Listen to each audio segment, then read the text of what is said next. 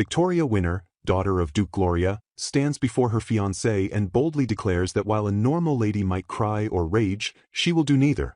With a sharp snap of her fan, she points a finger at him and coolly acknowledges the situation with a dismissive gesture. Radiating pure arrogance, Victoria firmly announces that she absolutely will not permit the annulment to proceed.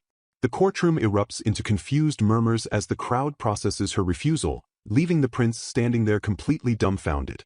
Victoria commands the trembling audience to listen, silencing the room while the prince stammers in shock at her audacity. She clarifies that she isn't merely forbidding the breakup, but rather asserting her dominance over the engagement's terms. Ignoring the prince's attempt to pull rank, Victoria reminds him that she is remarkably arrogant, reducing him and his lover to mere puppies in the eyes of the crowd. Desperate to regain control, the prince declares his love for Maria Kataria, the daughter of a baron, insisting their engagement must end. He foolishly claims he loves Maria enough to murder for her, a statement Victoria immediately flags as problematic. Victoria calls out Frederick's name, freezing him in place, and mocks him for finally loving someone with such dangerous enthusiasm.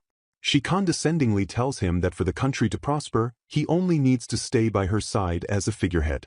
The confused prince looks around in panic as the entire assembly suddenly begins to clap in unison.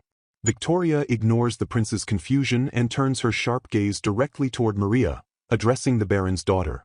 With a piercing look, Victoria observes that Maria's noble house appears to be in dire financial need. A flashback reveals Maria's father despairing over spoiled grapes and a failing business, forcing Maria to sacrifice her dignity. Victoria warns Maria that the gap in status between a duke and a baron makes the royal path far more dangerous than she realizes. Looming over the girl, Victoria asks if she truly understands the weight of the situation she has stepped into. In the past, a tearful Maria begs her father to explain why he is crying, sensing the impending ruin of their family. Her father reveals that their business was finally taking off when the crop was ruined, leaving them with nothing. Hardening her heart against sentimentality, Maria resolves to sell her mother's necklace to save her family from destitution. Her maids suggest a different path, convincing the hesitant Maria that she is the most suitable candidate for the prince's fiancé. They flatter her beauty and intelligence, arguing that Prince Frederick treats everyone equally regardless of status. The maids contrast Maria with Victoria Winner, painting the current fiancé as a woman with a bad reputation and vain personality. Maria's heart races as the seed of ambition is planted, and she considers the possibility of replacing the Villainess. She realizes that marrying the prince would save her father's title, the mansion, and her mother's keepsake all at once. Determined to use her youth and beauty, Maria introduces herself to His Highness with a calculated smile. She internally vows to use every tool at her disposal to save her family, accepting even a loveless marriage as the price. Confident in her plan, she decides to quickly win over the naive prince who knows nothing of the harsh real world. She stages a moment with Frederick, feigning innocence to capture his attention and sympathy. With tears in her eyes, she puts on a brave face for the prince, claiming she will manage somehow. The memory fades as reality snaps back with a sharp intake of breath from the terrified girl. Back in the present, Maria trembles in fear, realizing she was foolish to challenge the infamous Villainess who could destroy her entire house. Tears stream down Maria's face as she awaits punishment, but instead of a strike, Victoria reaches out a hand. Victoria gently lifts Maria's chin, explaining that the immense power of a ducal house allows them to easily assist a baron. Maria is stunned as Victoria kindly offers to lend her the money she needs, correctly guessing that the Green Moon storm ruined her harvest. Victoria smiles with angelic grace, completely shattering Maria's perception of her as a villain. Overwhelmed with gratitude and relief, Maria tearfully clings to Victoria, calling her big sister, in a complete change of allegiance. The prince freezes in shock as his lover abandons him to be petted like a kitten by his fiancée. Victoria points a mocking finger at the isolated prince, noting that all he has left now is a massive scandal. The crowd's shadows darken as they whisper about the foolishness of a prince who let temporary emotions destroy his reputation. Frederick trembles with self-loathing, wondering who could possibly marry or forgive a disgraceful man like him while Victoria watches silently. He realizes with horror that he publicly humiliated the duke's daughter and forgot his royal duty, admitting he deserves her contempt. Spiraling into despair, Frederick laments that his trivial infatuation cost him his dignity and undoubtedly alienated all the nobles. Tears stream down his face as he sobs, terrified that no one will ever love him or accept a failure as their spouse. A flashback reveals his childhood nickname was Saltwater Generator because he cried over everything, a shame he thought was long buried. Victoria interrupts his pity party with a shocking declaration, promising that she will love him despite his weakness. She vows that even if he is covered in shame or mocked by the world, she will stand by his side to witness the future. Grabbing his attention, she asserts her belief that the future king has the strength to succeed and commands him to keep his chin up. Her gaze softens but remains intense as she stares deep into his eyes, offering him the validation he desperately craves. She challenges him to make his people, and her, believe in a bright future, igniting a spark of resolve within him. Frederick stares back in awe as she declares the country is fated for greatness, wiping away his tears with her conviction. The nobles are swept up by the intensity of her speech and erupt into thunderous applause, chanting Frederick's name. Victoria grabs the stunned prince and reminds him that since he broke their engagement earlier, they are currently strangers. She boldly proposes a solution, commanding him to marry her so they can get engaged a second time on her own terms. A few days later, Frederick ascends to the throne, while Victoria solidifies her reputation as the greatest and most dominant queen in the world. The townspeople gossip wildly, spreading rumors that the cool queen proposed and even carried the king to bed like a princess. While some commoners whisper about her arrogance, others admire her confidence as the royal carriage parades through the streets. A man in the crowd scowls at the women swooning over the stupid king, only to be told that his foolishness is part of his charm. Hiding in a dark alley, an assassin loads his rifle, cursing the royals as trash who enjoy luxury while the people suffer. He grinds his teeth in fury, consumed by the belief that the high and mighty nobility are oblivious to the starvation of the common folk. The assassin fixates on the queen's lavish appearance, calculating the exorbitant cost of her cake and perfume while his anger boils over. In the carriage, Victoria notices Frederick's silence and asks if he is tired, but he only clenches his fist and whispers that he hates them. Victoria misunderstands his tension as concern for her safety, assuring him that the capital's security is strict while calling him adorable. Frederick admits he is having trouble speaking, but as the crowd cheers, he resolves not to regret his decision to move forward. The assassin takes aim with a crazed look in his eyes, vowing that the king will be the first to die for the sins of the royalty. A sudden rushing sound cuts through the air, startling the assassin just as he prepares to pull the trigger on the royal couple. Frederick screams Victoria's name in terror as she is suddenly thrown from the carriage, the peaceful parade instantly descending into chaos. Victoria lands gracefully on the pavement, her wedding dress flaring around her as she touches down with impossibly unnatural poise. She skids to a halt, her boots scraping against the ground as she stabilizes herself with the momentum of a trained warrior. The crowd and Frederick gape in absolute shock, screaming in unison at the queen's superhuman display of agility. Tigger Ragu, the eldest son of a poor family, was forced to bear the weight of survival after his soldier father returned with a crippling leg injury. Consumed by the frustration of his immobility and hair loss, the father turned to heavy drinking and began brutally beating his son. With his sickly sister unable to help, Tigger shouldered the entire burden of the farm work alone, reassuring her even as she coughed in apology. Standing in the fields, he raged against the injustice of their poverty, knowing his sister's health was deteriorating daily while they couldn't afford a doctor. His anger spiked when a neighbor cheerfully announced Prince Frederick's upcoming wedding parade and the delicious feast being served in the capital. Gripping his rifle with white-knuckled fury, Tigger screamed that the royal feast was built on the blood and sweat of the poor. He focused his intense hatred on the royal family, specifically targeting Victoria for living in luxury while the people suffered. A high-heeled shoe stepped firmly onto the pavement, signaling the arrival of the royal procession in the capital. Victoria stood before the masses in a colossal, extravagant gown, fearlessly presenting herself as a grand target. The crowd gasped in horror as a bullet struck the queen directly, sparking immediate panic among the onlookers. Unfazed by the impact, Victoria dismissed the prince's frantic worry, claiming she wasn't coughing up blood and refusing a doctor. The prince stared in disbelief at her nonchalance as the flattened bullet simply rolled harmlessly onto the ground from her chest. Victoria revealed her secret weapon, a dress laced with orichalcum, the strongest metal, specifically designed to withstand assassination attempts. With a calm and commanding demeanor, she prepared to address the chaos she knew was unfolding around her. The crowd erupted into mass panic, realizing the shooter was still at large and fearing for their own lives. Chaos ensued as terrified spectators pushed and shoved, desperate to escape the potential crossfire and protect their children. The frantic movements suddenly halted as the crowd was startled into stillness by the queen's presence. Victoria commanded absolute silence, bringing the chaotic mob to an immediate, obedient halt with a single word. With a sharp gesture, she pointed directly toward the source of the gunshot, identifying the assassin's location to everyone. The crowd parted like the sea to reveal Tigger Raghu standing alone, rifle in hand, exposed by her accusation. Smiling with dangerous confidence, Victoria ordered the assassin to step forward and face her directly. When Tigger hesitated, Victoria signaled her guards to drag him to her, pleased that he wouldn't come willingly.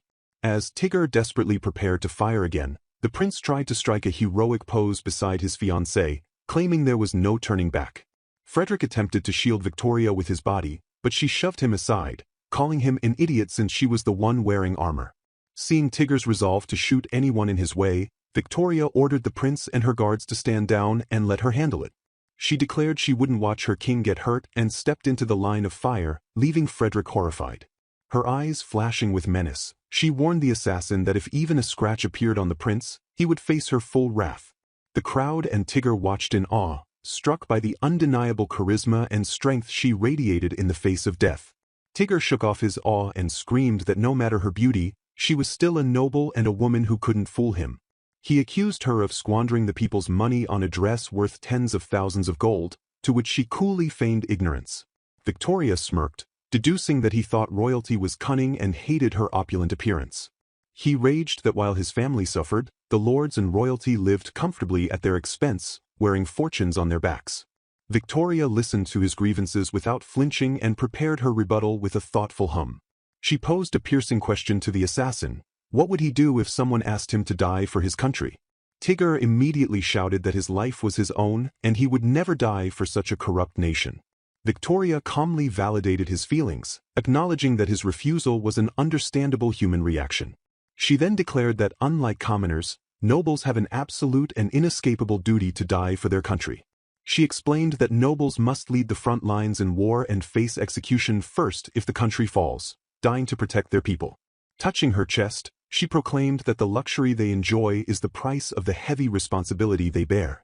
Victoria announced that her extravagant appearance is not vanity, but a symbol of her resolve to be a shield for her people.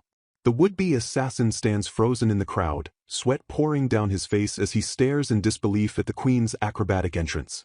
Frederick watches Victoria with awe, realizing she is the only person truly serious and determined enough to handle this chaotic situation. Facing the crowd with her back to the nobles, Victoria declares that the sole purpose of royalty and nobility is to protect the people. Extending a hand toward her stunned subjects, she proclaims that no matter their resentment, the queen will always love her people. The assassin is overcome with emotion, dropping his hostility as he realizes she is willing to sacrifice her life for them, seeing her as a big sister figure. A slow clap begins in the silence, quickly swelling into a roar of approval as the people's hearts are won over. Victoria approaches the assassin directly, lifting his chin and commanding him to look forward instead of looking down in shame. She offers him a warm, compassionate smile, promising that whenever life becomes too painful he should come to her for help. Mounting a horse amidst the cheering crowd, Victoria waves brilliantly and vows to always be there for her people. Back in the safety of the carriage, Victoria wipes a trickle of blood from her mouth, nonchalantly noting that she pushed herself too far. Frederick awkwardly comforts the worried assassin, promising that the royal family will provide food for the banquet so he should just eat and have fun. Maria admits she cannot hate the foolish prince, while Victoria quietly assures the assassin that she will resolve the corruption in his village. The corrupt lord is exposed and exiled, while the assassin, Tigger Raghu, is briefly jailed before being released and recruited as a guard. With a steady job and fair treatment, Tigger is finally able to afford medicine for his sick sister and father. The family rejoices as the sister's health improves significantly, unaware of the secret benefactor behind the doctor's visit. The doctor reveals to Tigger that he only came because of a letter of introduction signed by a mysterious sponsor. Frederick reads the signature, "Saltwater Generator's Lover Forever," and cringes at the terrible naming sense. Victoria sips her tea with pride, claiming it is the best name she has ever heard, while Frederick questions the lover part. They bicker over her terrible naming sense, recalling how she once tried to name a guard dog General. The mood shifts as Victoria abruptly asks Frederick the real reason why he tried to break off their engagement. She listens silently, her expression unreadable as she waits for his honest explanation. Frederick confesses that he lost his confidence as a man because Victoria was always so strong, cool, and manly compared to him. He admits his feelings were shaken by Maria, who made him feel needed by doing small, cute things like making lunch. Victoria sighs and reassures him that he is attractive, shocking him with the sudden compliment. She leans in close, whispering, "Look at what you make me do," as she invades his personal space. Slamming her hand against the wall to corner him, she tells the flustered prince that while he is a fool, he is also honest and adorable. She smiles mischievously and asks if he really minds her dominance, challenging him to deny his feelings. Frederick blushes deeply and admits he doesn't mind, gazing back at her with renewed affection. He softly calls her Vicky, stepping closer to bridge the gap between them. Frederick initiates a kiss, closing his eyes as he leans in to prove his resolve. Pulling back with a flush, he stammers that he can take the lead sometimes too, trying to assert his masculinity. Victoria beams with a radiant, genuine smile, charmed by his clumsy but earnest effort. She kisses him properly this time, then decides to return the favor since she isn't used to him making the first move. Suddenly, she pushes him backward, calling him Freddy, as he tumbles to the ground. Victoria pins him to the grass, straddling him in her wedding dress while he looks up in surprise. She looks down at him with possessive affection, declaring that he has always been and will always be her man. Frederick laments being pushed down by a girl, while Victoria giggles and offers to make him lunches if that's what he wants. Lady Delphina sits in her parlor surrounded by sycophants, listening to them gossip about the youthful and spirited Lady Victoria. She touches her neck with feigned modesty, claiming that a social outcast like herself could never behave with such boldness. With a calculated sigh, Delphina expresses her deep envy of the younger woman's vibrant nature. The narration introduces Delphina Bouquet, the former king's consort, who maintains a mysterious and ageless allure. Her age is a taboo subject so severe that a butler was once instantly exiled merely for bringing it up. Even a soldier who expressed a preference for Victoria over Delphina mysteriously disappeared from his home and workplace. The sycophantic ladies eagerly agree with Delphina, affirming that frail and delicate flowers like them could never imitate the queen. Delphina sips her tea and criticizes Victoria's roughness, asserting that true ladies exist to be protected by gentlemen. She voices a manipulative concern that the queen might exclude a fragile woman like her from the upcoming evening party.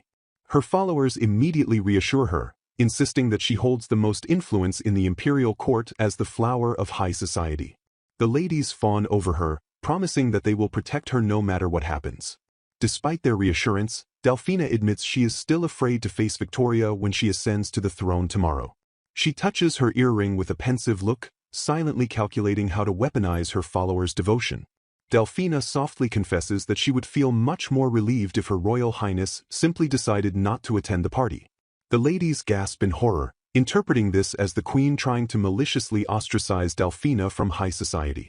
While the others hesitate over the political risk, Sarah Manuel suddenly realizes what she must do to support her faction. Sarah stands up with a determined grin, vowing to become a hindrance to Her Highness for Lady Delphina's sake. Delphina watches her go and internally dismisses the girl as an idiot who will definitely not be useful. Outwardly, Delphina smiles and thanks Sarah, while privately convinced the girl's efforts will be a waste of time. Sarah glows with happiness at being acknowledged, plotting to give the queen a stomachache with a poisoned gift. Her friend panics and screams that poisoning the queen is treason that would lead to the death penalty or exile. Ignoring the warning, Sarah rushes out claiming she'll be late for the knight's order, leaving her friend shouting in vain. The narration describes Sarah Manuel as a marquise's daughter who is known for being a bit unique and troublesome. In the queen's chambers, Victoria stares unimpressed at a pile of gifts labeled with Sarah's name.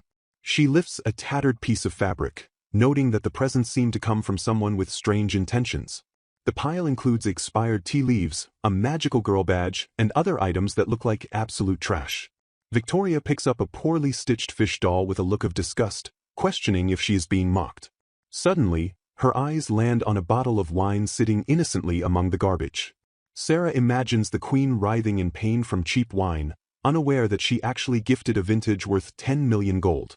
A flashback reveals Sarah's devotion stems from a time Delphina hugged her, though Delphina's expression was purely performative. Sarah is described as a troublesome fanatic who worships Delphina as her absolute master and idol. The other nobles whisper that it is best to avoid Sarah, who has been mentally unstable for years. In the past, a nervous Sarah approached the solitary Delphina to offer her greetings. She awkwardly asked if Delphina was bored and invited her to join the others for a chat. Delphina's simple laughter made Sarah feel saved, though the consort merely wanted more people to entertain her. Back in the present, Sarah watches from the shadows, mentally urging the queen to drink the poisoned wine.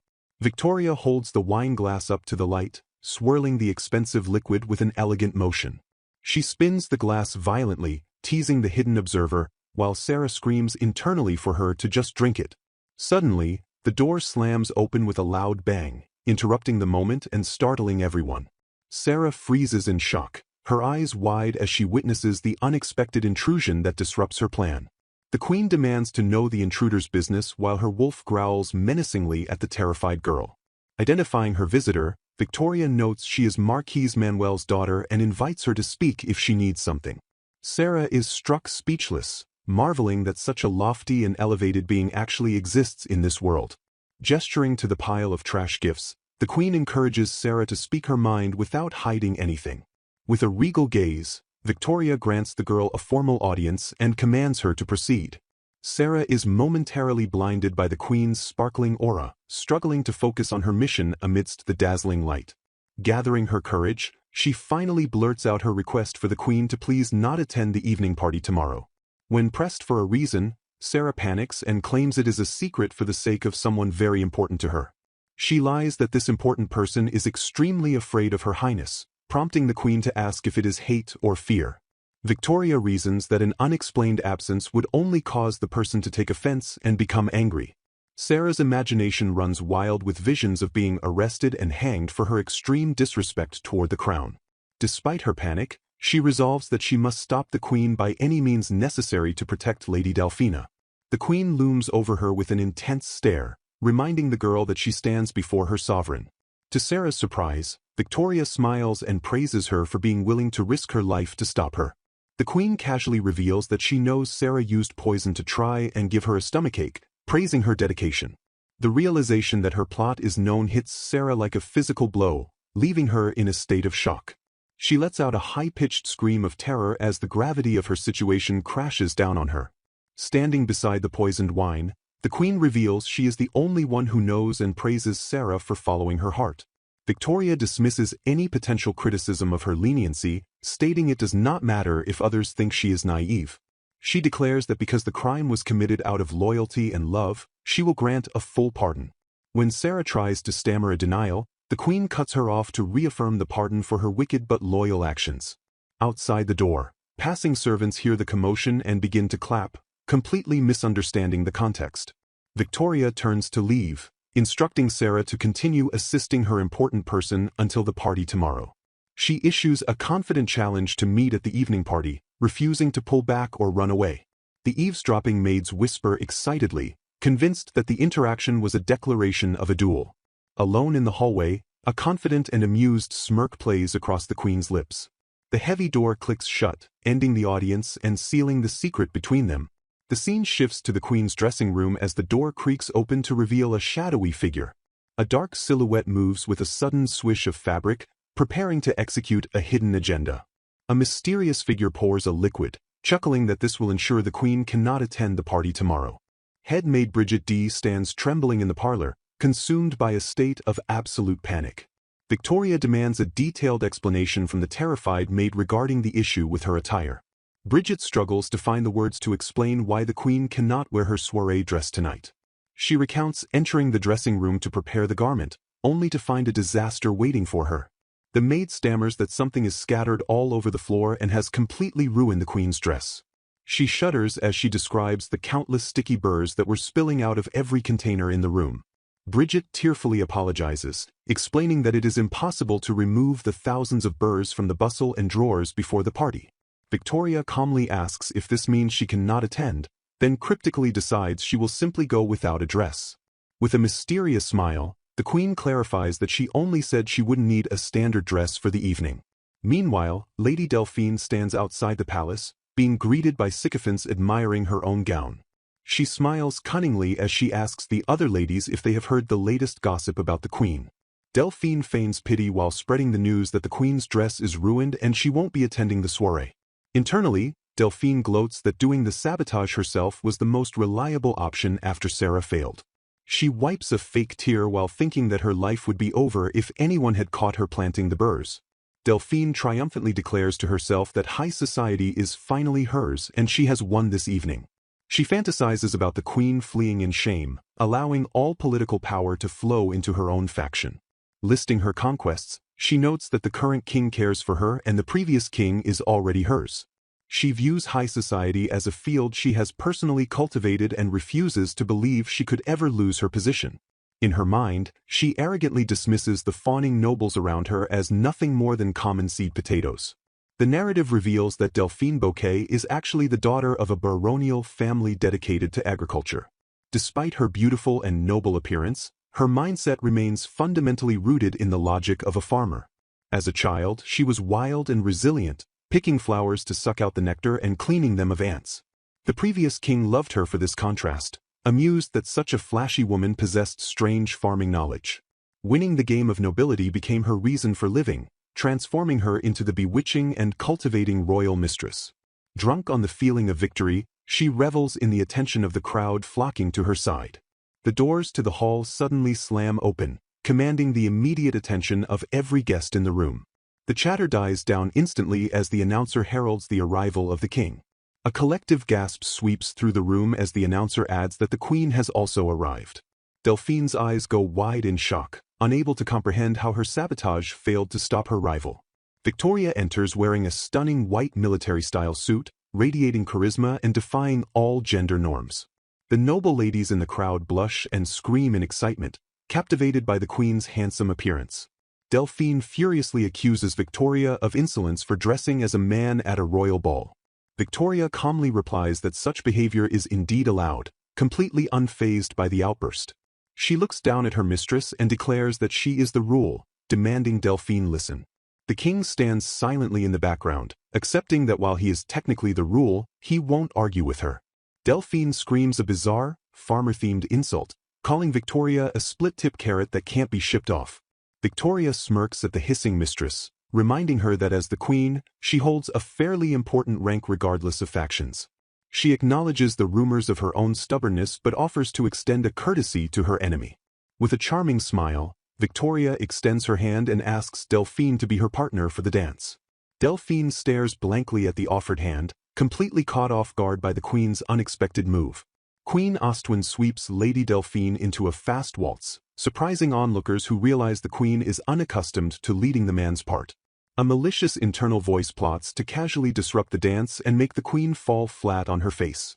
The crowd gasps in shock, whispering that the queen and Lady Delphine are battling like monsters on the dance floor. Musicians play nervously as one violinist recalls warning the queen in a roundabout way not to attend the ball at all. Dressed in a dashing military uniform, the queen whispers for Delphine not to fight over factions while leading her with expert smoothness. Delphine is caught off guard by the queen's fluidity, realizing she is being led with unexpected grace and confidence. The queen pulls her partner close and executes a sharp turn, demanding Delphine's full attention. Delphine forgets her insecurities about her body as she suddenly feels weightless in the queen's strong arms. The queen spins her around, impressed that Delphine incorporates the sudden movement into the dance with elegant precision. They float across the ballroom floor, looking into each other's eyes in a moment of shared rhythm. The entire room fades away as the two women move in perfect harmony, captivating everyone watching. A soft chuckle escapes the queen's lips as she enjoys the thrill of the performance. Both women realize with a start that they are actually having fun, smiling as they glide through the steps. The crowd's shock turns to admiration, with ladies blushing and staring wide-eyed at the romantic spectacle. Chatter erupts throughout the hall as the dramatic and beautiful dance continues to mesmerize the audience. A bystander declares it an amazing sight, admitting they were instantly won over by the overwhelming charisma. The queen reveals she proposed this dance solely to speak with Delphine one-on-one without interference. She quietly asks if Delphine dislikes her, quickly adding that she would never blame her for such feelings. The queen notes the burrs in Delphine's hair and her exposed dress but promises not to ask what happened. She assures Delphine that her feelings are her own and that she does not care whether she is liked or disliked. Leaning in intimately, the queen whispers a command for Delphine to live however she wishes. She emphasizes the point with a gentle intensity, urging the stunned woman to simply enjoy her life. Shifting to business, the queen mentions Sarah and warns Delphine to stop her followers from committing treason. Delphine whispers back that it is the law that forbids it, implying she is not the one personally disallowing it. The queen knowingly replies that Delphine surely doesn't want that young girl to lose her life. Narrative boxes explain that while Delphine is rumored to be ruthless, she is actually terrible at coldly cutting people off. A flashback reveals Delphine praising pumpkins and showing kindness to a butler and a soldier who were thought to be missing. In truth, she had sent them to farmland where they thrived, and she even looks forward to tasting their harvest. The queen deduces that Delphine is a compassionate woman who cannot abandon those she cares for. She points out that Delphine could have discarded Sarah at any time yet chose to protect her instead. Smiling warmly, the queen declares that she finds this compassionate quality splendid and likes it about her. She praises Delphine's hard work to become the favorite mistress, complimenting her figure and manners until Delphine blushes furiously. The queen boldly admits that if Delphine weren't the previous king's mistress, she would have taken her for herself. She tells the flustered woman to engrave it in her heart that the queen thinks fondly of her. Their hands part as the music ends, leaving a lingering tension in the air between them. Delphine stands dazed and blushing, overwhelmed by the queen's handsome charm as the crowd squeals in delight. The queen smiles with satisfaction, adjusting her uniform as she steps away from the conquest. The encounter between the hydrangea of the royal palace and the shining Queen Ostwen comes to a dramatic close. A secret fan club dedicated to seeing the queen dress as a man again is immediately established within the palace. Rumors swirl that the club is presided over by a certain carrot-loving young lady who made a lovely decoration for it. Suddenly remembering a loose end, the queen realizes she completely forgot about the maid she kissed in the dark earlier. Meanwhile, a mysterious hooded figure remarks that returning from a tour abroad was the correct decision. The sorcerer plots to work under the queen and seduce her slowly, holding voodoo dolls of the royal figures. Confident in their strong magic, the stranger decides to simply enjoy the rest of their life while carrying out the plan. The figure reveals a mysterious item in their possession, hinting at a deeper scheme in the works. Standing before the palace gates, the sorcerer ominously tells the little queen to wait for them. Victoria sits on her throne and sarcastically applauds Maria for finally arriving at her castle. Maria retorts that Victoria sounds exactly like a demon king greeting a hero before a final battle. Beaming with energy, Maria Catalia clasps her hands together and cheerfully greets her dear sister. Victoria questions the purpose of this visit, asking what matter could be important enough to bring Maria here. Maria innocently claims she just wanted to see her face, causing Victoria to sigh at the vague response. Victoria notes that it is quite brave for Maria to direct such friendly words at a woman she once competed with. Dropping the facade, Maria admits that she never loved the prince and only sought money to save her house. She clarifies that while she adores His Majesty Frederick, her feelings for him are definitely not romantic love. Maria observes that Victoria and Frederick were never on the same level, comparing the king to a loyal dog. Victoria smiles softly and confirms that she does indeed deeply love Frederick despite their dynamic. Maria's expression darkens as she clears the room of servants to discuss the real issue in private. She reveals that the true reason she came today is to deliver a grave warning to the queen. Maria explains that she rushed to the castle specifically to reach Victoria before that man could arrive. She informs the queen that a new sorcerer from House Catalia has been assigned as her guard today. With intense seriousness, Maria warns Victoria not to let him get close and absolutely never meet his eyes. She reveals that the man is her cousin and he possesses the dangerous, spirit-blessed, enchanting eyes. Maria insists she is betraying her own family to say this because the threat he poses is real. She describes him as a careless playboy and begs Victoria not to entertain his foolishness. A baseball smacks loudly into a glove, serving as a visual metaphor for the impact of her warning. The narrator notes that Maria's delivery was like a blazing fastball that struck straight to the heart. The scene shifts to reveal the man in question, Michael Catalia, looking sharp in his dark uniform. Michael spins around in front of a mirror, admiring how special the uniform of the queen's attendant looks. He throws his arms up in victory, celebrating his S-rank sorcerer license and his cushy government job. The narration marks him as a narcissist who thinks the current king is dumb and harmless. He crouches by a pond to admire his own reflection, genuinely believing he is the most beautiful man alive. Smirking with confidence, he convinces himself that the queen will be happy to be approached by such a bad boy. He reveals his shallow plan to seduce the 19-year-old queen and set himself up for life. The narrator introduces Michael Catalia as a genius sorcerer who passed his exams without studying at all. Despite his stupidity, his spirit-blessed mystic eyes give him the terrifying power to seduce anyone regardless of gender. Michael shudders with anticipation, eager to meet the little queen and begin his conquest. Back in the parlor, Victoria senses an insolent presence while Frederick suddenly gets chills from a bad omen. Victoria wonders if this unpleasant feeling is a premonition while Frederick nervously taps his foot. She philosophically declares that whatever is destined to happen will happen regardless of their efforts. Frederick grabs her hand, frustrated that she always tries to handle everything coolly on her own. He asks if she is worried and offers his support, reminding her that he is the king. Victoria is stunned that he said something so kingly so nonchalantly, realizing he sensed the seducer too. Frederick sits with her and states that he fully understands the situation they are facing. He internally reasons that it is hard to believe the supreme ruler Victoria would ever be seduced by anyone. With a look of determination, Frederick vows to protect Victoria from the incoming threat. Victoria smiles and squeezes his hand, accepting his protection with a simple, "good." A disembodied voice expresses deep gratitude for someone's unwavering dedication. A satisfied sigh of parody escapes into the steam as someone relaxes completely. Maria soaks in the bath, relieved that her reputation as the lowly woman who tried to steal the prince has largely faded. She reflects on how the engagement scandal was sloppily swept under the rug when the queen successfully wooed King Frederick. Maria notes she hasn't seen the royal couple since that day, reminding herself that a frontier baron's daughter shouldn't expect such luxuries. She worries that man might have caused trouble but assumes the couple is simply busy with official business in the inner palace. A sudden, sharp gust of wind rushes through the room. A dark, hooded figure ominously appears, standing right in the open window frame. The intruder balances precariously on the sill, holding a broom like a staff. Maria immediately screams for the guards to raise the alarm, terrified by the sudden invasion.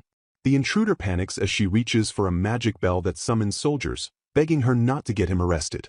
Michael removes his hood, claiming girls usually squeal in happiness at a handsome night visitor, though Maria retorts that climbing through windows just causes fear.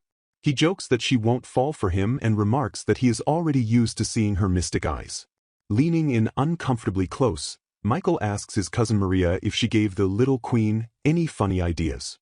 Maria flatly denies the accusation, visibly confused by his nickname for the queen. She thinks he is a pain as he yells at her not to lie to him. Michael complains that he was assigned to the castle 3 days ago but still hasn't met the queen, asking if something happened. He wonders aloud if the queen hates him or is actively avoiding him. Laughing off the thought, he declares there is no way she could hate him, while Maria looks on with irritation. Michael boasts that his 3-hour skincare routine and mystic eyes make him irresistible to all ladies. Maria acknowledges his efforts to improve his appearance but notes he relies entirely on the power of his mystic eyes to charm people. He fantasizes that the queen would be ecstatic to have a cool, intelligent lover like him. Determined to keep him away from her dear sister, Maria internally questions where his endless confidence comes from. She abruptly pushes him toward the window, telling him it is late and wishing him good night. A loud crash and thud echo from outside as he falls into the yard. Maria peeks over the ledge, telling him he looks like a cicada while he shakes with excitement. Clinging to the wall, Michael realizes she is obstructing him, to which she simply sighs. He grins manically, swearing he will definitely make the queen she loves so much fall for him. As he details his plan to seduce the queen with skincare tips, Maria pries his fingers off the ledge one by one. Michael falls into the darkness, shouting that no girl can resist his charms. Maria sighs that his seduction techniques are disappointingly plain for someone with such powerful enchanting eyes.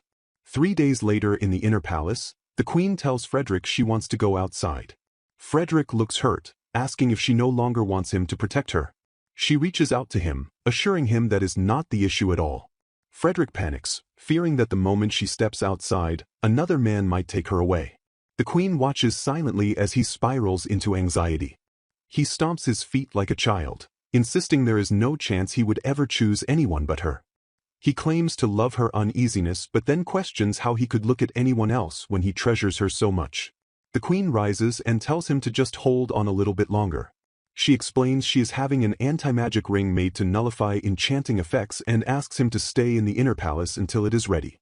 Victoria questions the necessity of him handling her meals and dressing, the clink of silverware punctuating the tension of their private moment. The sorcerer raises a grim possibility, worrying that they might fail to detect an enemy disguised as a humble maid or butler. Victoria vividly describes burning the kitchen to the ground if it were messed up, terrifying the sorcerer with her feudal lord intensity. Staring at the sinister, bubbling mess he cooked, the sorcerer sweats and admits he has no right to criticize anyone else's skills. Victoria proves her iron will by fearlessly shoveling the ominous food into her mouth and swallowing it whole. The sorcerer apologizes profusely for the terrible taste, but Victoria continues to eat with mechanical determination. She wipes her lips and coolly states that a meal from her beloved sweetheart is delicious by definition, ignoring the culinary disaster. The sorcerer is struck dumb by her attitude, thinking that her refusal to complain is the coolest thing he has ever seen. He tries to assert his role as her guardian, insisting on staying close until she is safe from the looming spell. Victoria reverses the dynamic by pulling him close and declaring that protecting him is her greatest joy, leaving him dazzled. He mentally panics, realizing that instead of showing off his skills, he is being completely outshone by the queen's smooth moves. Victoria commands the atmosphere, declaring that he should be filled to the brim with her overwhelming love. The sorcerer suffers an instant defeat, melting into her arms with a weak affirmative as her charisma crushes his defenses. A sudden presence interrupts their intimacy, freezing the couple in place as they react to the shock. Michael happily grins and tries to dump his night watch duty on his colleagues, claiming it would be great if they took his place. His colleagues stare at him with dead eyes and immediately refuse, reminding him to attend to his own assigned duty. Michael foolishly interprets their rejection as agreement and cheers, only for them to look at him with menacing intent. A sharp chop to the head stops him in his tracks as his captain screams his full name in reprimand. The captain scolds him for using anti-spiritual glasses to slack off, silencing Michael's complaints about fairness. Michael whines that he has no motivation if he can't see the queen, but is ordered to make up for his skipped shifts. Resigned to his fate, he heads to the storage room to find a weapon against the ghosts that appear at night. He pulls out an ancient broom, deciding that despite its age, it should hold up for a flight. Michael mounts the broom and takes off with a shout, treating the cleaning tool like a high-performance vehicle. Mid-flight, the broom begins to wobble violently, causing his confident expression to vanish into pure terror. He desperately encourages the broom to keep flying, screaming as it sputters and dies in midair. Realizing he is about to fall from a lethal height, he screams that he isn't ready to skydive without a chute. He plummets rapidly, screaming that this is really not the time for his magic to fail him. The world becomes a blur of speed lines as he falls past the castle walls at terminal velocity. He tries to chant a levitation spell but runs out of time as he crashes through a balcony window. He slams directly into the room, interrupting a romantic moment between the king and queen with an explosive crash. The impact sends Frederick flying, leaving the king flushed and pinned beneath the debris and the intruder. Victoria calmly observes that Frederick is alive, while the king coughs and checks on the sudden visitor. The broom disintegrates into dust with a soft hiss, leaving Michael lying amidst the wreckage. Frederick sighs about the budget for new brooms while Michael rises from the rubble, asking if everyone is okay. The king politely asks if the intruder is injured, but freezes as he recognizes the face of the man before him. Michael realizes this is the target of his mission and prepares to use his secret weapon. His spirit-blessed mystic eyes activate with a crackle of green energy, locking gazes with the king. The narration explains that should anyone meet those eyes for even a moment, they are instantly enslaved. Instead of the king, it is Michael who is struck by a pink lightning bolt of love, his face flushing deep red. He clutches his chest in confusion, wondering why his heart is pounding like crazy for a man. The narration reveals that Frederick's immense royal mana automatically reflected the charm's spell back at the caster. Michael panics, questioning his own sexuality as he finds himself helplessly swooning over the king's face. He tries to find faults but is overwhelmed by Frederick's hot body and long eyelashes, falling deeper in love. Remembering his cover, he snaps to attention and claims he always dreamed of being the queen's gigolo. He immediately pivots to flirting with Frederick, asking for his contact info and inviting him back to his room. Victoria watches the chaotic scene with cold eyes, annoyed that her husband is being seduced right in front of her. She intervenes with a dark aura, informing the flirtatious intruder that the man he is hitting on is her spouse. Michael ignores the warning and turns his attention to Victoria, deciding to greet his original target. He smoothly switches gears and asks the queen to become his lover, completely undeterred by the situation. He insults the king's hair color while promising to dress Victoria in outfits that match her honey-colored locks. Looming closer, he offers to attend to her every need, claiming to be the perfect devoted servant. Victoria slaps his hand away, and Michael is baffled that his charm isn't working on her at all. Frederick shoves the intruder away, yelling at him to get away from his wife. Michael's eyes flash with a dangerous light as he prepares to escalate the conflict. Ignoring the tension, Michael grabs the queen's face and excitedly declares she wants to dress her up to make her beautiful beyond belief. The mage's enthusiasm boils over as she insists on starting the makeover immediately, claiming Victoria would look good in anything. Victoria snaps, furiously ordering the intruder to get her hands off her man. She physically pulls Frederick away from the mage, stating she cannot excuse anyone laying hands on her husband. Victoria demands the sorcerer face her, calling her filth for daring to make a pass at Frederick right in front of her. The queen declares she is the only one who will walk beside him and orders Michael to burn that fact into her mind. A terrifying, demon-like aura manifests behind Victoria as a giant snake, causing the onlookers to tremble in fear. Michael cowers on the floor like a frog, realizing that until now, no one has ever complained about anything she did. Flashbacks reveal that Michael has lived a life of great privilege since youth, making the concept of being scolded completely foreign to her. She recalls how everyone always spoiled her and forgave her actions no matter what she did. The memory shifts as she focuses on a specific turning point in her past. Her father dotes on her, calling her his cute little angel who was blessed by the gods. Michael hugs her mother, secretly wondering if the adoration she receives is solely due to the power of her mystic eyes.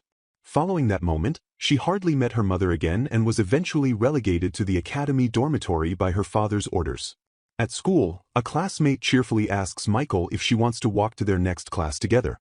While her peers gossip about romance, Michael casually comments that a red-haired girl named Emma is pretty cute. The casual comment immediately triggers a confession of love from a classmate. The girl blushes and stammers that she has always thought Michael was cool and wants to get to know her better. Michael stares blankly with dead eyes, realizing with a sense of detachment that she has accidentally charmed another person. Masking her true feelings, she puts on a bright smile and lies that she is the happiest person in the world to receive such a confession. The scene shifts back to the hallway as a male student calls out to get her attention regarding their next activity. Michael internally resigns herself to the situation with a sigh, agreeing to go grab a bite to eat with the group. She walks down the corridor surrounded by admirers, isolated by the artificial affection her eyes create. The sky above is rendered in a half-tone pattern, representing the passage of time or a transition in memory, visual. Michael asks herself if she feels guilty, but dismisses the thought as she hears giggling in the background. She justifies her apathy by telling herself it is not her fault that people react this way. Standing over a fallen admirer, she arrogantly concludes that the blame lies with those who fall for her genius and mystic eyes so easily. She decides to bottle up her guilt and pretend she cannot see the effect she has on others. A close-up of her eyes emphasizes the source of her power and her isolation. She believed that no single person would ever scold her, a worldview she held until this very moment. Yet now, the queen stands before her, having scolded her without a second thought. Michael slides her hands across the floor, lowering herself into a deep grovel of submission. She offers a sincere apology, admitting she got far too ahead of herself and is undeniably sorry. Victoria looks down at the prostrate mage, considering her response in silence, visual. The queen commands her to lower her head further as she unsheathes a blade with a sharp metallic ring. To Michael's surprise, Victoria declares that she completely accepts the apology. As Michael crouches on the floor, the queen states she will always accept a heart that adores its ruler, though seducing her man is still forbidden. Victoria lifts Michael's chin with the blade, noting her mage robes and identifying herself as the king and queen's foremost confidant. The queen gazes down with a captivating smile, declaring that she will allow the adoring mage to become hers. Michael is struck by a powerful sense of déjà vu, muttering, "Dear sister," as she looks up in shock. Frederick questions if their connection stems from being relatives, but Victoria steps forward and imperiously permits him to use that title. Touched by her concern over a meteorite rumor, Frederick is interrupted when Maria frantically rushes in to check on her dear sister. Maria aggressively tries to shoo Frederick away, but the scene is interrupted by the casual arrival of Michael the mage. Michael blinks blankly as he assesses the chaotic scene, quickly coming to a silent understanding of the situation. Without hesitation, Michael delivers a sharp, corrective slap across Maria's face to snap her out of her hysteria. Maria reacts with masochistic delight at the punishment, while Michael apologizes to Victoria and drags the eccentric girl away. As the chaotic duo departs like a passing storm, Frederick is left bewildered while Victoria calmly tells him to pay it no mind. Victoria admits that witnessing the unreserved exchange between the two made her realize that she too possesses a weakness. Frederick stares in disbelief at the idea of the invincible queen being weak, but she stoically confirms that even she has vulnerabilities. She explains that strength is relative, noting that even gods or legendary dragons can be considered weak depending on the metric. Frederick gently smiles and vows that since she always corrects him, he will dedicate himself to strengthening her weak points. Victoria pulls him close by his tie, accepting his offer and asking what he desires in return for his devotion. Frederick gazes intensely at her and declares that his only wish is for her to live by his side and eventually die by his side. He grants her permission to stray occasionally, provided she remembers her true place is with him and returns without fail. Victoria accepts his heavy terms with a cool agreement, while Frederick flusters and tries to rephrase it as simply wanting to be together forever. A menacing bandit leader grins wildly as he confronts his prey, demanding to know where they think they are going. With a rumble of intimidation, the bandits surround the carriage and order the travelers to leave their cargo if they value their lives. The bandits check on each other after the carriage stops, grunting in pain but confirming they are still alive. They complain that this is the 10th coach they've failed to stop, lamenting their hunger and lack of success. Starving and desperate, the bandits eyeball tree roots as potential food while their leader snaps at them to focus. The boss rallies his men with a passionate speech about samurai staying strong in poverty, even as his own stomach growls. Visions of parfaits, steak, and beer float through their minds, fueling their determination to finally secure a meal. A new carriage approaches with a clatter, and the boss declares that this time, they will put their heart and soul into the heist. Watching the gaudy vehicle approach, the bandits hesitate, sensing that the target might be too flashy and dangerous. Overcoming their doubts with the promise of meat, the boss bellows for his men to attack the extravagant golden coach. He dreams of using his saved salt on delicious meat, scolding his subordinates for sounding like cannibals in their excitement. Despite his wariness of the shimmering carriage, the boss ignores his gut feeling and roars for his boys to go get them. The bandits swarm the carriage with drawn swords, shouting for the occupants to surrender and plunder everything. Chaos erupts as the bandits clash with the guards, demanding money while the victims recoil in disgust. The guards are more offended by the bandits' stench than their weapons, asking why they smell so terrible. Hurt by the insults, the bandits complain that they have feelings too as they cross swords with the disgusted defenders.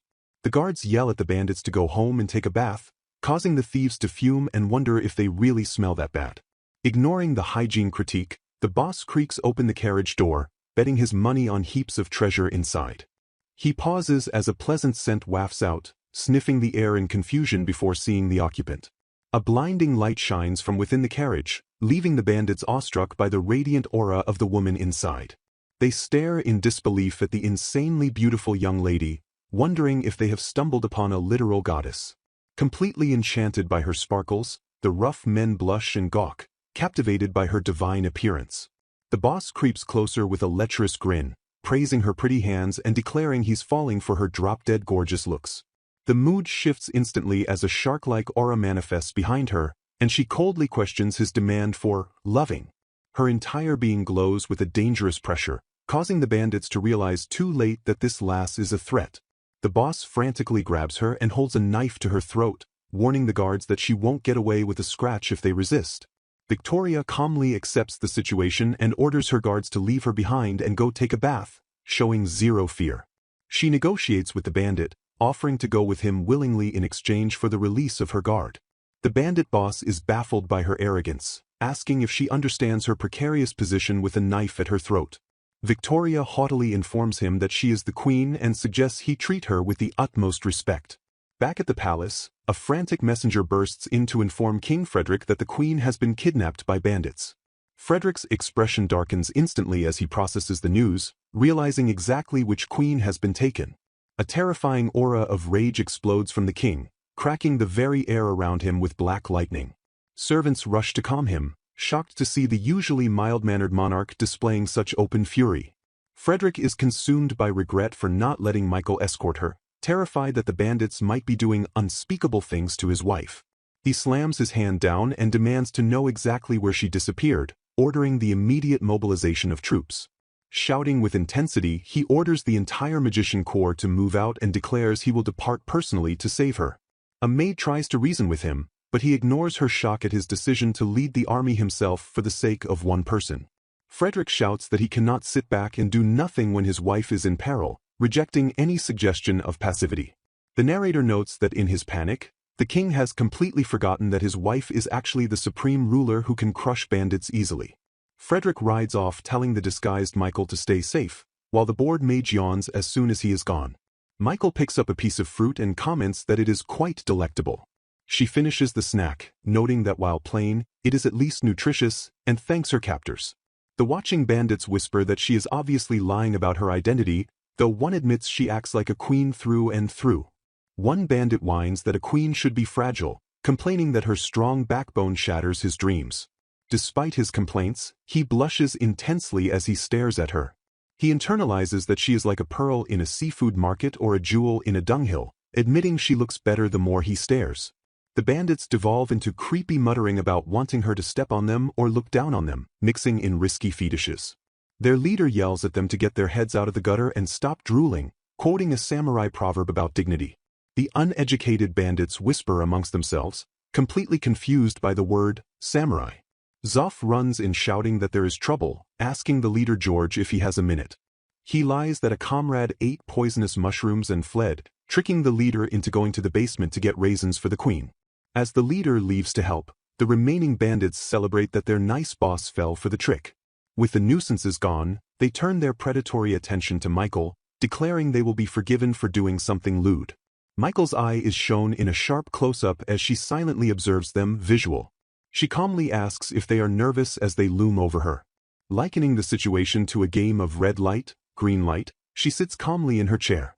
Suddenly standing up, she announces she is going home and demands they send her back to the castle. A bandit swings his arm at her, shouting that she is obviously not leaving. He lunges to lift her skirt, asking lewdly to see what is under that beautiful dress. His hand slams into the fabric with a hard thud, and he recoils in shock as if he hit a wall. Jean falls to the ground in pain, leaving the other bandits confused by the impact. Another bandit attacks with a sword, threatening to cut her dress into shreds. The blade strikes the fabric with a loud ring, failing to cut through visual. The sword snaps instantly upon contact, leaving Michael completely unscathed. The attacker is baffled, noting that you don't see swords snap as a form of hospitality every day. Ignoring the impossible durability, the other bandits yell and charge, determined to see her legs. One attacker realizes too late that they should never have messed with this woman. The image distorts as the bandits' perception of reality shatters, visual. They compare the sensation to fighting a kraken in the East Sea, recalling a battle fought tooth and nail. Their weapons continue to shatter and snap against her impervious dress. Michael reveals that her outfit is the queen's favorite dress, which is woven with the legendary metal orichalcum. The bandits tremble in terror as they realize their strongest attacks were repelled by mere clothing. Michael pats the dust off her invincible skirt and notes that they seem to be done. She reaches for an ornate handle, signaling that it is now her turn. Magical energy crackles as she draws a massive sword from thin air. The bandits panic, mistaking the gleaming weapon for Excalibur, the legendary sword of the royal family. Michael corrects them, explaining that coating a typical sword in gold to match her outfit is just a hobby. She adds that when a supreme ruler holds it, the aura makes it look like a holy sword regardless of its origin. She declares they will be judged for their crimes and must pay the price for ambushing and robbing people. Michael raises the ordinary sword, warning them that their lives will no longer be the same. As she swings down to deliver judgment, the perverts catch a glimpse of her legs and happily accept their death. One bandit whispers that he is going to die as the attack connects. A massive slash tears through the cave, destroying the hideout in a cloud of debris. The dust settles, leaving silence in the wake of the devastating blow. A flashback reveals a young boy floating in a stormy sea, rescued by a pirate captain just as his boat capsizes. The burly captain laughs heartily and asks the trembling lad if he is all right. Introducing himself as a man who tossed away his name, the pirate leader welcomes the boy to his ship. The captain jokes that he won't bite and offers the starving boy a plate of food. A simple set meal with grilled meat is placed before him, looking like a feast fit for a king. The boy's eyes sparkle with hunger and delight as he stares at the steaming meal. He shovels the food into his mouth, prompting the captain to observe that he must have been starving. The captain quotes a samurai proverb about dignity, but the boy is too busy eating to care. Stroking the boy's head, the captain promises to protect him as long as he works on the ship. The crew grins, declaring that everyone aboard their vessel is considered family. Years later, a crewmate shows off a tattoo of that same grilled meat meal, commemorating their bond.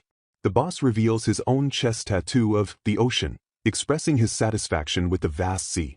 Jean blushes when asked about his Maria tattoo, revealing a crush on the noble daughter.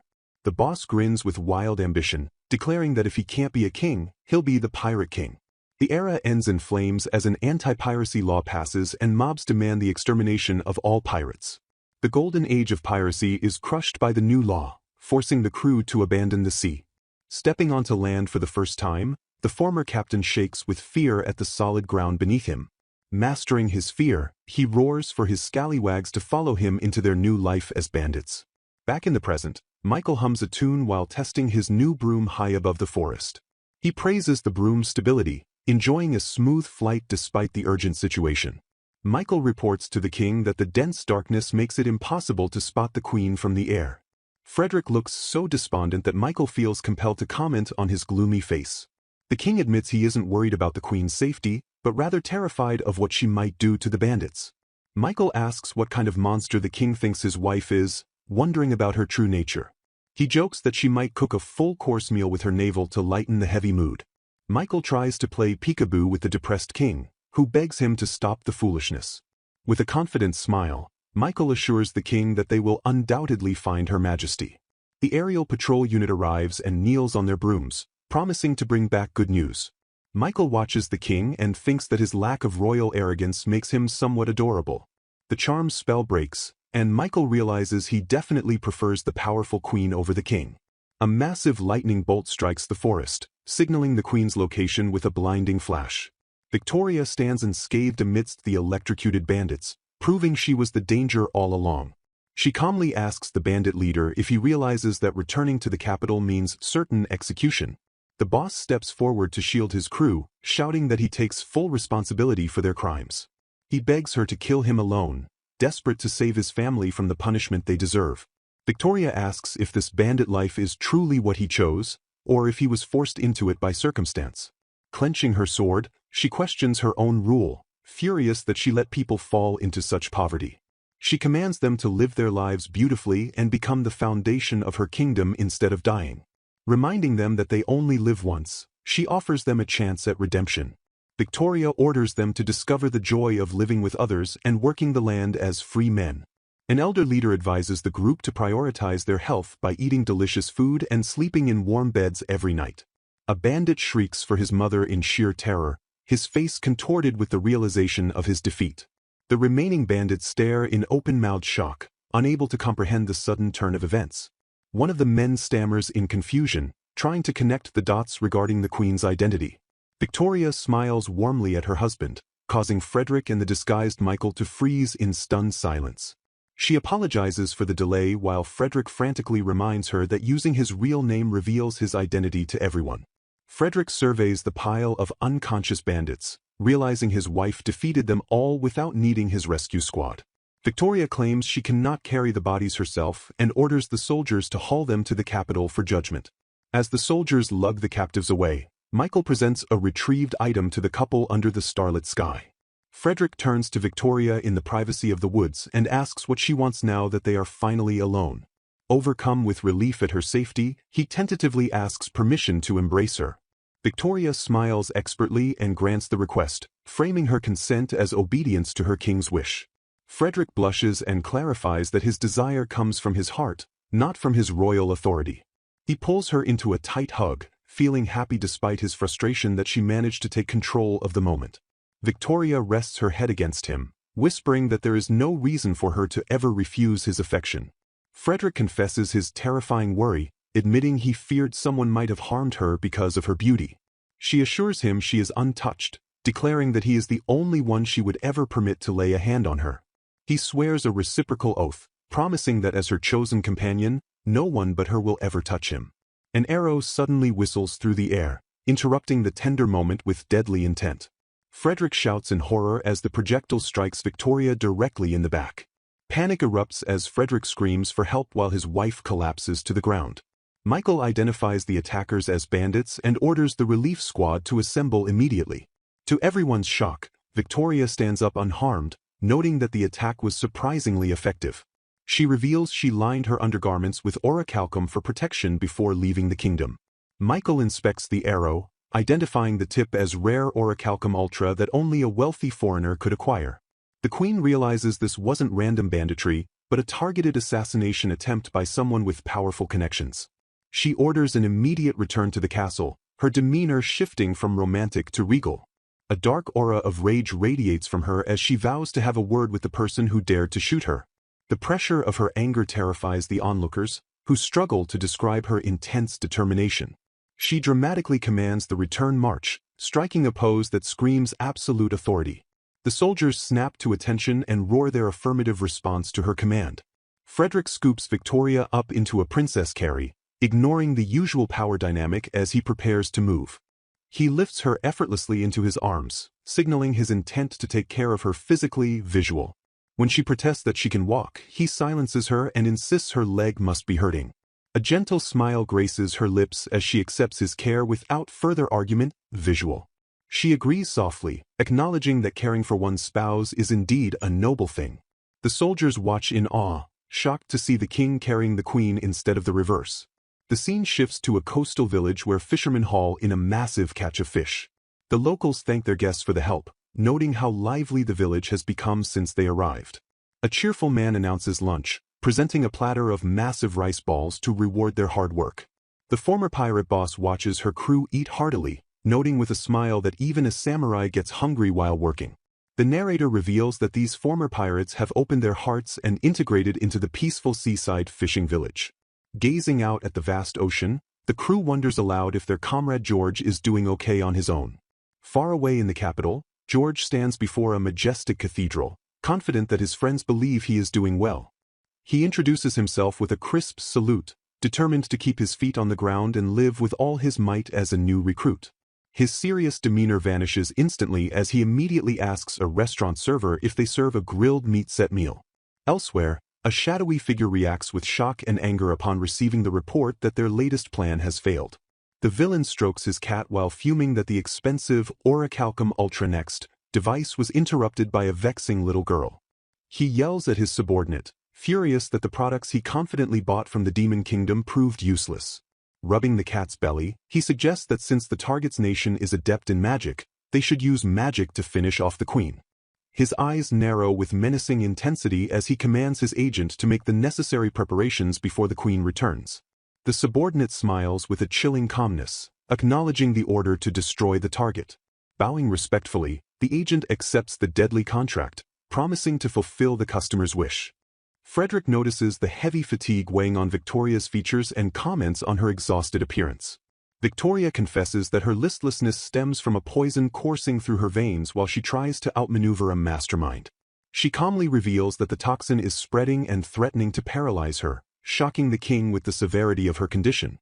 Frederick pauses with a confused hum, his mind racing to process the casual way she just announced her own potential death.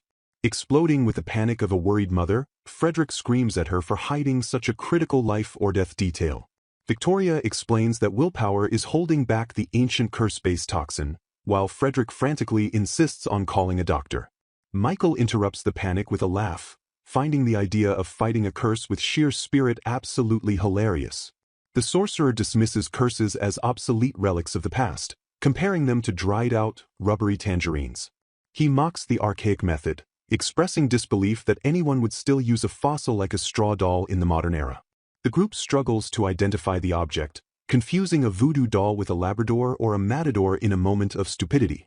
Michael admits he lacks the expertise to remove the curse but notes that it feels strangely weak for a death hex. A dark thought crosses Michael's mind as he speculates that the true target of the elimination attempt might actually be the king. Shifting focus to strategy, Michael asks Frederick if he has any major official business scheduled for the coming days. Frederick realizes the timing coincides with the Parliament of Nobility, a crucial diplomatic and congressional assembly. He explains that the House of Lords and Representatives are set to present their agendas the very next day. A silhouette of a mysterious woman looms in his mind, hinting that a matter causing significant inconvenience is about to be raised. Frederick fiddles with his hair in deep thought, sensing a political trap closing in around them. His gaze softens as he turns back to Victoria, realizing the implications of facing this challenge without her. Victoria apologizes with a weak smile, admitting that her lead-heavy body will not allow her to stand by his side this time. She playfully adds that while she wouldn't mind him carrying her, it would likely cause too much of a scandalous scene. Grasping her hand, Frederick asks if she can trust him to fight alone if the situation turns into a worst-case scenario. He confesses that he has always relied on her presence and genuinely enjoys walking through life beside her. With quiet determination, he vows to try his absolute best, even if he cannot match her level of competence. He orders her to stay put and rest, likening her to a princess waiting for her hero to return. Victoria notices a strange, oxidized brown object on a plate and asks about the shabby item he has been holding. Frederick bashfully reveals he peeled an apple for her, thinking she should eat something since she has been fasting. Blushing furiously, he explains the fruit turned brown because it took him such a long time to figure out how to cut it.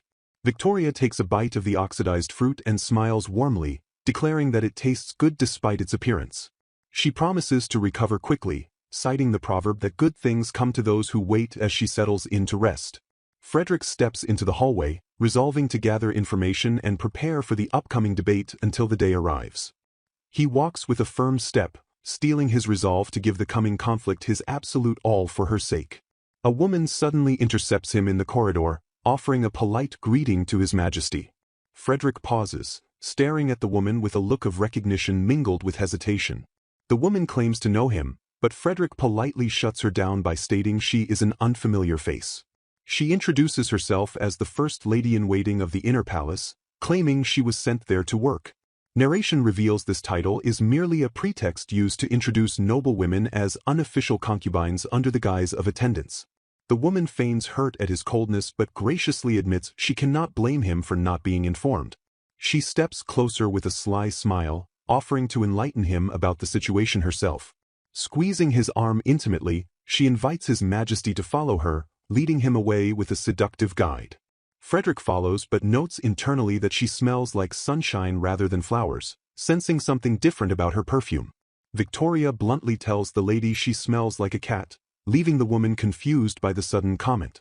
The narration explains that King Frederick lacks tact, having meant to say she smelled dusty but phrasing it in the worst possible way. In a flashback, Sarah cheerfully presents fresh flowers to Lady Delphine, completely unaware of her own disheveled appearance. Delphine stares coldly at the girl, preparing to verbally tear her down for her lack of decorum. She ruthlessly mocks Sarah, telling her she looks like a freshly picked carrot covered in mud. Sarah cries and explains she tripped, but a gracious princess helped her and offered a handkerchief. Delphine spots the initials on the cloth and realizes the princess asked to be friends with Sarah. The lady realizes the vermin came from the mountains and asks if the woman had raven hair and fair skin. Delphine warns Sarah to be on guard, declaring that the woman is the worst of them all despite her pure appearance. She describes the woman as a prim and proper fraud who conceals a deadly poison within her. Back in the present, Mireille laments that her position as a lady-in-waiting makes it difficult to be alone with the king. Mireille touches his arm and internally complains that his body is as hard as a rock. Frederick realizes he forgot to ask her name, apologizing for the oversight during their interaction. Mireille reveals a mahjong tile to symbolize her strategy, indicating she drew the winning tile herself. She introduces herself as Mireille Yuppert, internally noting that her seduction is failing miserably against his lack of interest. Undeterred, She vows to win him over, mentally referring to him as her beloved middle-aged hottie. Her internal monologue reveals she is a chubby chaser who wants to rub a plump belly to her heart's content. The narration clarifies that she prefers soft meat, meaning the fit king is actually not her type at all. She fantasizes about his potential plumpness and plots to take sneak photos of him in the bath. Switching tactics, she formally declares she will become his concubine, aiming to finish the conversation in 3 minutes. Mirai insists he cannot refuse her proposal since he just acceded to the throne and needs political support. Frederick chuckles at her intensity, thinking she looks like a harmless cat trying to threaten him. Accustomed to the queen's terrifying aura, he remains unfazed while Mirai whines that she is being serious. She desperately claims to adore him with all her heart and soul, declaring herself his concubine-to-be. Frederick immediately shuts her down, stating simply that her declaration is not true. He calls her bluff, observing that she doesn't actually like him despite her similar method of confession. Frederick notes that she has the same eyes as her, comparing Mirai to his wife. He gently rejects her by stating he already has someone who loves him deeply. Recalling Victoria's eyes, he notes that they were far more ardent than Mirai's fake affection. Because he made a mistake once before, he is determined to cherish his wife even more now. Mirai realizes he has seen through her heart and recognizes the influence of the supreme ruler. She knows admitting her lack of affection would ruin her plan, but she finds herself unable to lie effectively. Trying to save face, she insists she does love him to avoid heartbreak, though her internal thoughts betray her. Frederick challenges her persistence, asking if she really insists on maintaining the charade. She humorously admits she would fall for him if he got plumper, and he tells her to keep her fetishes to herself. The scene shifts abruptly as a hem of a dress moves through a dark, mysterious space. Victoria stands alone in the darkness, trying to discern the nature of the place she has entered. An illusion of Frederick appears before her, apologizing and acting completely out of character. Victoria instantly realizes it is a fake because Frederick would never say he loves another woman. She shatters the illusion with a devastating punch, refusing to be swayed by the false vision. Merrily warns Victoria that her arrogance will cause the citizens to turn their backs on her, but the queen listens without flinching. The mysterious woman snickers that the people already dislike her, but Victoria ignores the taunt and stares her down with a cool smile. Victoria sharply rebukes the intruder, asking when exactly she was appointed as the official spokesperson for the citizens. Gazing over the city, Victoria declares that she will protect and love her people regardless of whether they return her affection. She internalizes this resolve, accepting that such unconditional devotion is the inescapable duty of a queen. Victoria shouts that paving the way to happiness is her absolute obligation, shocking the demon with her overwhelming mental fortitude.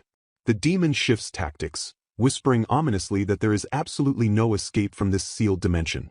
She gloats that the Great Asmo's curse is an ancient lock that no mere mortal can ever hope to break from the inside. Victoria instantly proves her wrong by violently grabbing a hidden invisible limb, causing the demon to wince in sudden shock.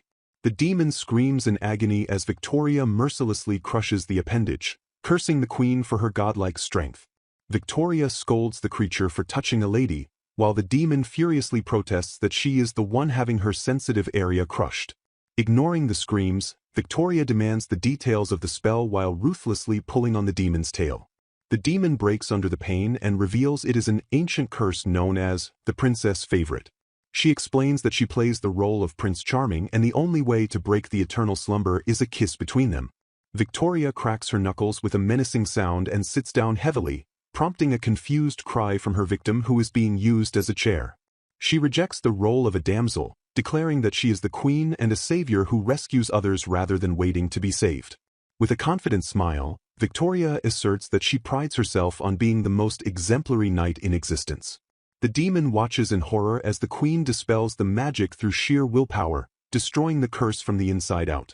Realizing she is losing, the demon throws a tantrum about how adults are dirty, cunning bastards who break the rules. Victoria tightens her grip on the demon, questioning the accusation of cunning with a terrifyingly gentle smile. She corrects the demon's understanding, stating that her actions are not cunning but an expression of pure love. Victoria strokes the creature while it trembles, praising its coolness in a tone that sounds entirely insincere. The demon shakes with fear and frustration, crying out that the queen's methods are completely unfair. A scream rips through the air as the negotiation, concludes in a way that creates a very distinct sound of suffering. Panting and humiliated, the demon swears eternal vengeance and vows never to forget this disgrace. Victoria dismissively remarks that she will likely forget this encounter immediately, leaving the demon seething with hatred. The narrator confirms that the queen dispelled the curse with love and simply walked out of the fairy tale cage single-handedly. The story concludes that targeting this particular princess with such a curse was a catastrophic error in judgment. Chancellor Brandan stands before the court, confidently declaring that the Parliament of Nobility has reached a unanimous decision regarding the king's future. A sudden tension fills the air as Frederick's eyes widen, realizing the moment he dreaded has finally arrived. Desperate to shut down the conversation, Frederick firmly states that he already has a queen and absolutely no intention of taking a concubine. The court erupts into chaos as nobles argue that the queen's offspring aren't guaranteed to be healthy and a king needs maximum heirs. Panic rises in Frederick's chest while the chancellor slowly, condescendingly explains that a harem is every man's ultimate dream. Brandan presses the advantage, suggesting they raise the Huppert girl as a lady-in-waiting specifically to join his future harem. Frederick tries to refuse again, but the chancellor interrupts, insisting that limiting himself to one woman is politically disadvantageous. The king stammers and coughs awkwardly, causing the nobles to whisper jealously about his extreme display of favoritism toward Victoria. Ignoring the king's discomfort, Brandan pushes him to accept the Huppert lady, forcing Frederick to internally admit the political logic makes sense. Frederick quietly admits that a harem might be a man's dream, causing a heavy silence to fall over the shocked room. He quickly clarifies that while he understands the appeal, he has absolutely no plans to love anyone other than Victoria. With a determined expression, Frederick declares that although he is a king, he is also a man who wants to devote himself entirely to his wife. He refuses to have an affair with another woman, knowing that doing so would cost him Victoria's love forever. Visions of jealous women fighting over his children fill his mind, and he shudders at the thought of causing such grief. Clasping his hands together, he firmly concludes that he cannot agree to the harem proposal because it is simply not a good thing. The nobles watch him in silence, struck by an opinion that is so straightforward, simple, and incredibly human. Chancellor Brandan sweats profusely, realizing that the king he took for a gullible pushover is actually stubborn as a mule. Frederick fidgets nervously while worrying about the women's happiness, leading the nobles to murmur that Victoria has him completely wrapped around her finger. Defeated for the moment, Brandan promises to send an energy-boosting snake drink instead and warns the king to keep a hold of himself. Frederick imagines a future filled with children, clenching his fist and vowing to produce enough heirs for an entire sports team. The diverse crowd of nobles, including a random samurai and sumo wrestler, tearfully cheers for the king's undying devotion to one lady. Frederick seizes the momentum to close the issue, suggesting Lady Huppert would be better off training at Lady Delphine's palace instead. A vein pops on Brandan's forehead as he struggles to contain his irritation at being outmaneuvered by the naive king. Forcing a fake smile, the chancellor bows and agrees to the king's command while clicking his tongue in frustration. Before Brandan can leave, Frederick calls out and asks him to meet privately at the back of the palace later. Brandan stomps away down the corridor, wondering if the king intends to make some sort of secret confession. He angrily rubs his chin fat, fuming that his plan failed even though he let the girl rub his belly for luck. Confused by the failure, he analyzes how the king resisted despite his research into the monarch's preferences for feminine charms. He wonders if the queen instigated the refusal but dismisses the idea, convinced she is still immobilized by the curse. Suddenly, Brandan spots a figure in the garden and realizes with a jolt that he may have fatally underestimated the king. Victoria reveals herself in full regal glory, stepping out with a "tada" sound effect that mocks his expectations. With a cold, piercing gaze, she introduces herself as Victoria Winter Ostwen, very much alive and mobile. She lifts a sharp spearhead toward the trembling chancellor and asks if the weapon looks familiar to him. Brandan recoils in shock, loudly proclaiming that he has never seen the object in his entire life. Victoria smirks and warns him that while she might be reasonable, her spouse is not nearly so merciful with attempted assassins. Brandan sweats nervously as Victoria explains that while the king is nice, he has a terrifying weakness when provoked. She hefts a massive axe, describing how the youngster king loses all control and goes berserk when someone tries to kill her. Brandan tries to regain his composure, demanding solid evidence and accusing the queen of crossing a line with her accusations. He concocts a ridiculous lie, claiming the arrow was ordered by a distant relative of a friend who is currently vacationing in the south. Victoria stares him down and repeats his absurdly complex lie word for word, asking with a terrifying smile if she got it right. Mireille celebrates that a fat aristocrat took the blame for a recent incident, allowing him to sneak off on a vacation to the south. Victoria confronts Brandan in the garden, but he stammers that there are plenty of other fat nobles in the kingdom who could be the culprit. The narration reveals that all other nobles are obsessed with muscle training, leaving Brandan as the sole obese aristocrat with money. Victoria points out that these physical facts make him the only possible suspect based on the evidence. Brandan sweats nervously but dismisses her deduction as mere speculation, turning to leave for his meeting with the king. Victoria stops him with a terrifying question, asking what he will do if Frederick loses his temper and orders his execution. She explains that the king only called him in to get a confession because he isn't fully convinced of Brandan's guilt yet. Brandan panics, realizing that if the truth gets out, his situation could turn deadly very quickly. He asks if she came to save him, but she coldly retorts that only death awaits those who raise a hand against the queen. Victoria looks down on him with cold eyes, calling him an imbecile for his naivety. She reveals she came personally to ensure he pays for the crime of trying to harm her. A massive object crashes down behind her with a heavy doom sound effect. Brandan stares in shock at the large wooden crate that appeared out of nowhere. Victoria unveils her weapon, which Brandan mistakes for the holy sword Excalibur due to its golden coating. Mireille watches in terror, fearing that the queen intends to cut Brandan down personally to spare the king the burden. The lady-in-waiting jumps in front of the target, screaming for the queen to wait. She throws herself to the ground, begging Victoria to have mercy and spare Brandan from the death penalty. Mireille apologizes to Brandan, tearing up as she admits she has failed him. She explains that Brandan saved her family from financial ruin, initiating her twisted devotion to him. With a flushed face, she declares that the corrupt noble is actually precious to her. Brandan immediately calculates that he can use her as a shield to save his own skin. He hugs her tight, and while she revels in the feeling of his fat body, he mentally dismisses her as hopeless. Victoria watches the pathetic display and clarifies she never had any plans to kill him. She spins the golden weapon in her hand with impressive speed and dexterity. The weapon stops spinning, revealing that it is actually just a gold-plated mop. Brandan tries to decline the gift, but Victoria smiles and insists he take it. She thrusts the handle at him, asking if he really thinks he is in a position to refuse her. Brandan holds the tool, noting with confusion that the wood texture feels surprisingly smooth. Victoria sentences him to 1 year of imprisonment followed by a new role as the Minister of the Environment. Brandan is bewildered by the fancy title until the reality of the position sinks in. The narration explains that the title is a euphemism for toilet cleaner, leaving Brandan trembling in horror. Victoria smiles cheerfully, leaving the new toilet cleaning minister to his duties. Mireille tries to comfort him by groping him, but Brandan snaps and tells her to shut up. Victoria taunts him one last time, asking if his hesitation means he lacks the confidence to clean properly. The insult works perfectly, as Brandan rages that she should not underestimate him. He cowers on the floor but declares he is a man who does everything with absolute perfection. Brandan vows to make every bathroom in the royal villa sparkle until it becomes a holy ground of purification.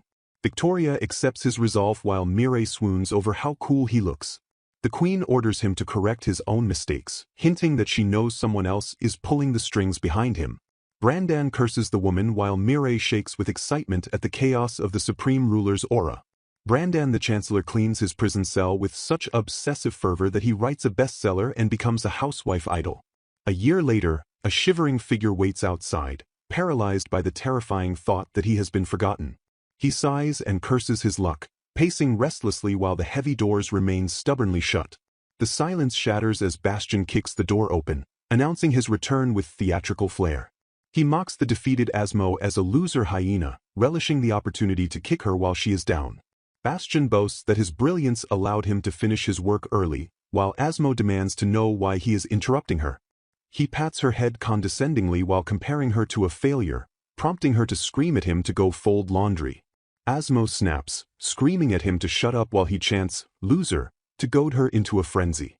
She ignores him and frantically begs the shadows for another chance to kill the queen with a stronger curse.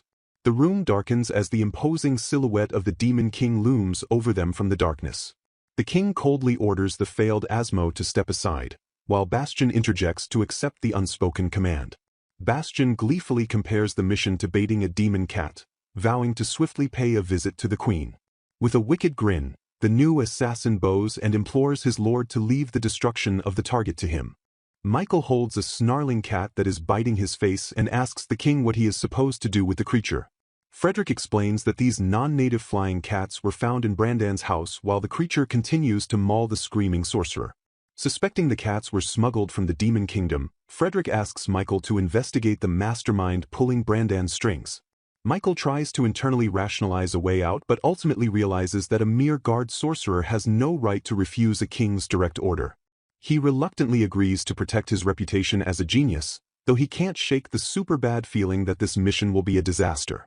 Michael hallucinates a non-existent memory of intimate bonding with the king, which Frederick immediately and flatly denies ever happened. Frederick ignores the delusion and clarifies that he specifically needs Michael to investigate the dangerous black market. The king argues that Michael's magical skills make him the only one capable of surviving a place packed with human traffickers and drugs. Dropping his cool facade completely, Michael screams in terror that he doesn't want to go because he'll die if they knock him out. Frederick ignores the outburst and identifies the target as Tir Na Nog, the Golden City known as a cesspool of illegal dealings. Michael frantically refuses to go to a violent place full of beastmen, but Frederick grabs him and demands he listen. The king explains that beastmen are weak to magic, expressing full faith in Michael's ability to handle sticky situations. Michael cynically asks if the plan is for him to just use his mystic eyes to charm the enemy and run away. Frederick confirms that is exactly the plan, asking if the genius sorcerer is capable of pulling it off. Michael hesitates, admitting he hates using his charm on bulky men because it turns them into creepy diehard fans. Frederick flatters him with a beaming smile, claiming no one can resist eyes as beautiful as an azure lake. Michael snaps back that the king is lying since the queen resisted his irresistible eyes just fine. Later in a carriage, Michael pouts like a child and complains to the driver that he really doesn't want to go. The door opens to reveal another passenger whom the king has assigned to accompany the grumbling sorcerer. Michael is relieved to see a bodyguard, thinking he won't have to waste time casting spells if a fight breaks out. He cheerfully introduces himself as the queen's guard sorcerer, eager to make friends with his new protector. Michael's narcissism explodes as he brags that the kingdom begged him to come along because he is such a genius. The cloaked figure mocks him for failing to become a sugar baby, and Michael freezes as he recognizes the voice. Victoria removes her hood and tells him that it would be a great shame to waste his talents on such a shallow goal. Michael is blinded by her sheer brilliance, shielding his eyes and screaming that she shines like a magical LED. Panicking at the sight of the queen, Michael screams for the carriage to turn back to the palace immediately. Victoria refuses to retreat, declaring that the situation is worse than rumors and requires her direct investigation. Michael tries to override her by ordering the driver to turn back, but the driver cheerfully refuses the command. The driver reveals himself to be George, the former pirate, who has now joined the Queen's service. Michael recognizes the set meal with grilled meat, pirate, and is shocked to find him working as a personal coachman. Victoria orders George to go full speed ahead while Michael wails that he is the one who will get blamed for this. A bat hanging from a tree applauds their passage as they speed toward the border. The narration explains that the Golden City Fair is held 4 times a year on the plains straddling the Demon Kingdom's border. Colorful tents dyed in unique regional fashions line the plains, attracting merchants from overseas nations. The carriage arrives at the bustling golden city of Tir Na Nog, which is teeming with diverse life and activity. Michael relaxes upon seeing the peaceful atmosphere, deciding it feels more like a date than a dangerous mission. While Michael ogles the cute girls, Victoria casually brags that her husband is much more beautiful than the scenery. Victoria opens a luggage trunk and orders Michael to change clothes because their current outfits stand out too much. She deftly distracts Michael from his complaints by gossiping about a wealthy oil tycoon from the desert. Michael tries to act familiar with his dear queen, but she coldly shuts him down while the crowd noisily bustles around them. A disguised figure introduces himself with the absurdly long alias Nathin Al-Kempahi, claiming to be an oil tycoon. He snaps his fingers with a sparkle of jewelry, commanding his companion to follow his lead immediately. His companion stares in disbelief, questioning the point of a disguise if the fake name and behavior stand out this much. Zuras claims the outfit was chosen to blend in, but his partner bluntly asks who on earth gave him that terrible advice. He elaborates on his backstory, claiming to be the previous king's favorite cross-dressing concubine to explain his eccentricity. The partner tries to object to the nonsense, but Zeus cuts him off and insists on maintaining the ridiculous persona. A cat-eared girl spots the wealthy-looking duo and calls out to get their attention. Zeus asks the girl where to find rare creatures, prompting her to wonder if this is the rumored wealthy tycoon. The girl excitedly guides them to a specific tent, fantasizing about marrying into money and escaping her flower-selling life. They arrive at a large striped tent which turns out to be a circus that doubles as a black market for living things. Zeus delights in the prospect of seeing cute puppies and kittens while his partner dreads the likely presence of dangerous magical beasts. A talking bat flies down to greet them, noting that the tycoon has brought his usual entourage of cats and dogs. A flamboyant demon ringmaster appears with a dramatic flair, welcoming the guests to his establishment. He addresses the queen's companions as pets named Choco, Mint, and Vanilla, completely ignoring their human identities. The flower girl watches from the sidelines, determining that she still has a chance to win the tycoon's heart despite the competition. Zeus wonders what kind of animals are inside, maintaining his obsession with finding cute pets despite the shady setting. The lights dim as an announcement requests all guests to prepare for the start of the show. Zeus repeats his long fake name to a neighbor while the announcer warns everyone not to feed the beasts. The partner asks how Zeus afforded the VIP seats, and the queen casually admits she sold off her royal jewelry. The crowd cheers wildly as the partner resigns himself to the fact that she treats the black market like a casual flea market. The show begins with a grand introduction to the Cirque de Magia, promising fairies and spectacles. The ringmaster commands the audience to sit back and relax as the performance gets underway. He announces the main event, instructing the crowd to enjoy the display of dangerous creatures. Two terrifying monsters are introduced, a three-headed Cerberus and a winged manticore. The queen clasps her hands and calls them cute, while the flower girl surprisingly agrees with the twisted assessment. The beasts growl ferociously against their cage bars, making the partner worry they will become cat food if the locks fail. He scolds himself for jinxing it but tries to find comfort in the sturdiness of the cages. Distracted from the danger, he notices Michael casually peeling a banana in the middle of the tension. The narration ponders the philosophical question of, to banana or not to banana, as Michael prepares to snack. Michael offers a banana to the group, boasting that he used time magic to keep them perfectly fresh and tasty. Zeus demands one immediately while the partner stares in shock at the sheer quantity of fruit Michael is holding. The scent of the fresh fruit wafts into the arena, causing the starving beasts to drool and mutter about hunger. The manticore roars and lunges at the bars, driven into a frenzy by the smell of the bananas. The partner screams that this is Michael's fault as the beasts go berserk over the unauthorized snacks.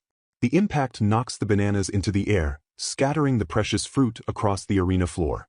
Michael falls to his knees in despair, lamenting the loss of the treats he bought with his very first paycheck. The beasts snatch up the fruit and eat it happily while Michael screams in agony over his stolen treasure. The ringmaster steps in with a dark aura, furious that someone fed high-calorie treats to his monsters. The beasts break free from their confinement and charge toward the group with glowing eyes. The partner screams for the queen to run, fearing she is frozen in fear because she is just a young girl. Victoria stands her ground with a calm expression, extending her hand and commanding the monsters to give her their paw. A massive paw crashes down with earth-shattering force, signaling the start of a deadly confrontation. The three-headed beast snarls with primal fury, its eyes glowing as it prepares to tear the intruder apart. A deafening whoosh tears through the air as the creature unleashes a strike fast enough to blur vision. Victoria dances effortlessly around the lethal claws, dodging the attack with the grace of a phantom. She extends a challenging hand toward the monster, calmly inviting it to try again with its other head. While sidestepping another vicious lunge, she casually critiques the beast's terrible temper. The monster snaps its jaws in frustration, unable to land a single hit on the elusive woman. Three heads prowl in a menacing circle, surrounding the small figure who watches them without a hint of fear. Victoria issues a single, absolute command that dominates the very air around them. The beast is instantly subjugated by her authority and obeys the order to get down. A massive, snarling face looms inches from hers, breathing heavy threats that she completely ignores. Victoria tilts her head with a smile and asks the terrifying monster why it seems so grumpy. She leans in closer to inspect its face, noticing a foreign object lodged painfully in its nose. With a swift tug, she removes the irritant and identifies it as a sharp fragment from a manticore cage. She produces a bottle of Boo Boo Begone from her pocket, applying the popular remedy to the minor wound. The beast freezes in confusion as she begins to scratch its chin, cooing at it like a harmless puppy. Victoria places her hand fearlessly near its open maw, asking if it plans to devour her or if it's just being mischievous. Deciding he is a sweet pup, she offers to pet him instead of fearing his deadly jaws. The ferocious beast gently licks her hand, surrendering completely to her unexpected kindness. The tension melts away instantly as the monster's expression softens into one of pure docility. Victoria embraces the giant creature, burying her hands in its fur with affectionate strokes. The beast stands stunningly still, overwhelmed by a warmth it has never experienced in its life. His eyes widen in shock as the sensation of being loved penetrates his hardened heart. He trembles at the unfamiliar feeling of gentle hands caressing his fur, unable to comprehend the tenderness. For the first time in his existence, he realizes what it truly feels like to be petted and loved. A flashback reveals the tragedy of Cerberus, who was alone and unwanted from the moment he entered the world. Born as a freak with 3 heads, he was never pampered or loved like other pups. He was captured by a circus and put on display to entertain visitors as a terrifying monster. Crying out for a mother he barely remembered, he was left isolated in his despair. Shadowy figures looked down on him with scorn, seeing only a beast to be exploited for profit. Despite his intelligence, the troupe viewed him with revulsion and trained him only through pain and punishment. He was shoved into a cage that was far too small, his body crushed painfully against the iron bars. The 3 heads fought and argued in the cramped darkness, their misery compounding with every moment. Desperate and furious, he bit uselessly at the chains and bars that held him captive. He realized with despair that no one in the world possessed a heart merciful enough to pet his 3 heads. Back in the present, he is awestruck by the majestic aura radiating from the woman before him. He marvels at her queenly adaptability, feeling her presence warm him like sunlight filtering through trees. Michael watches from behind a curtain, trembling in fear as he asks if the queen is sure the beast won't bite. Victoria smiles enigmatically and asks Michael if he knows what the purest being on earth is. Michael points to himself and asks if it is him, earning a mental label of pure idiot from the narrator. Victoria delivers her verdict, stating that the ultimate answer to loyalty is a dog. She declares with absolute certainty that a canine never betrays its master. The disguised queen muses that while humans turn on each other, a dog never turns its back on humanity. The scene shifts to the Gloria residence where soft footsteps echo through the hallway. A young girl's eyes widen in surprise as a large animal approaches her. A massive white dog bounds toward her, closing the distance with a happy expression. The giant canine towers over the small girl, radiating gentle affection. Young Victoria hugs the fluffy beast, burying her face in its fur as it taps its foot contentedly. The memory transitions to a quiet moment, focusing on the queen's closed eyes and steady breathing. In a flashback, the young princess walks down a corridor with her maids while the faithful dog plods behind. The playful pup leaps around her dress, full of boundless energy and joy. Victoria smiles radiantly as the dog licks her cheek, basking in its unconditional love. Back in the present arena, the demon ringmaster confronts the disguised group near the cages. She peers down with a sneer, asking theatrically what kind of entertainment has arrived. Her eyes sparkle with sadistic glee as she focuses on her targets. She hypes the crowd, announcing a battle between a big kitty and a big doggy. Giggling uncontrollably, she admits she is desperate to see which beast comes out on top in a rough fight. She declares this is the perfect chance to show off to Asmo and the Demon King. With a maniacal grin, she prepares a stimulant to drive the beasts into a frenzy. She taunts the manticore, mocking it as a whittle kitty, to provoke a violent reaction. A massive surge of energy erupts, prompting a shocked shout of confusion from the onlookers. The ringmaster laughs off the danger, claiming she just wants to pet the rare creature despite the deadly risk. A massive explosion tears through the arena as the beast lashes out. The Cerberus stomps anxiously while Michael and Victoria freeze at the sudden escalation. A massive claw swings down toward Victoria, and Michael screams for his queen to watch out. The Cerberus intercepts the attack with a sizzle of energy, shielding Victoria from the blow. The beast realizes that in its entire miserable life, this radiant girl was the only one who showed it kindness. Fueled by loyalty, the three-headed dog vows to destroy anyone who dares to lay a paw on her. The manticore rumbles with a guttural growl, its wings flaring as it faces down the defiant three-headed wolf. Cerberus stands her ground and snarls that she will never let the beast touch the mistress who showed her true kindness. The manticore tilts its head in confusion, hearing only unintelligible animal noises from a species it cannot understand. With a sudden screech, the manticore lashes out with a deadly claw, forcing the wolf to dodge the razor-sharp strike. Victoria squeals with delight from the sidelines, calling the lethal battle absolutely adorable while Michael trembles in horror.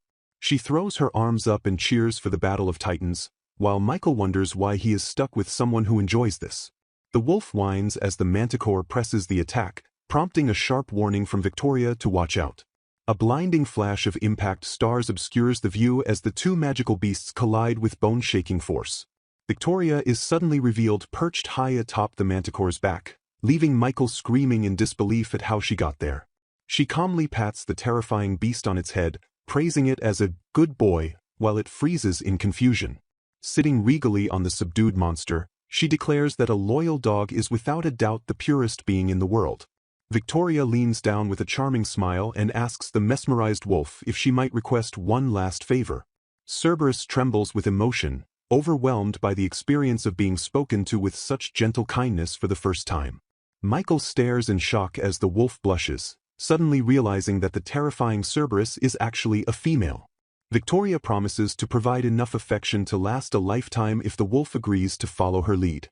The wolf's heart explodes with the realization of true love, completely surrendering to the queen's charismatic offer.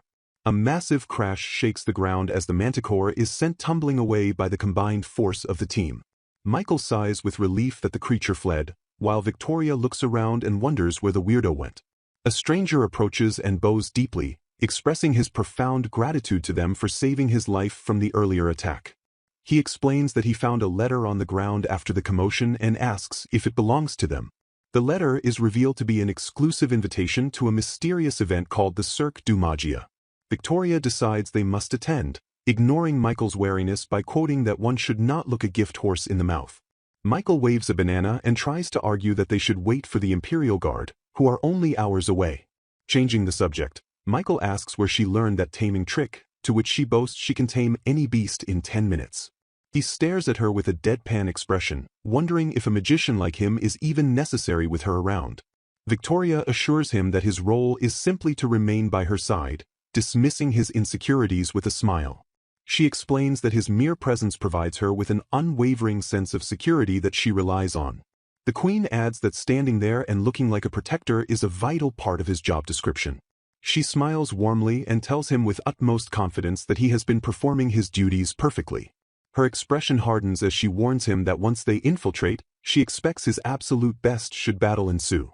Michael blushes at the praise and salutes, internally pumping himself up that it is finally his time to shine. Inside the tent, an eccentric man with sunglasses screams into a microphone about the power of love. The crowd roars in response, spelling out the letters L in a chaotic chant of excitement. Victoria observes the madness and remarks that while it is beyond her, it is certainly quite entertaining. She spots a massive disco ball hanging from the ceiling and decides she absolutely wants one for her room. The eccentric host spots them and approaches, mistaking Victoria's disguise for the famous oil tycoon everyone is talking about. Victoria plays along smoothly, presenting the found invitation and claiming they came across it by chance.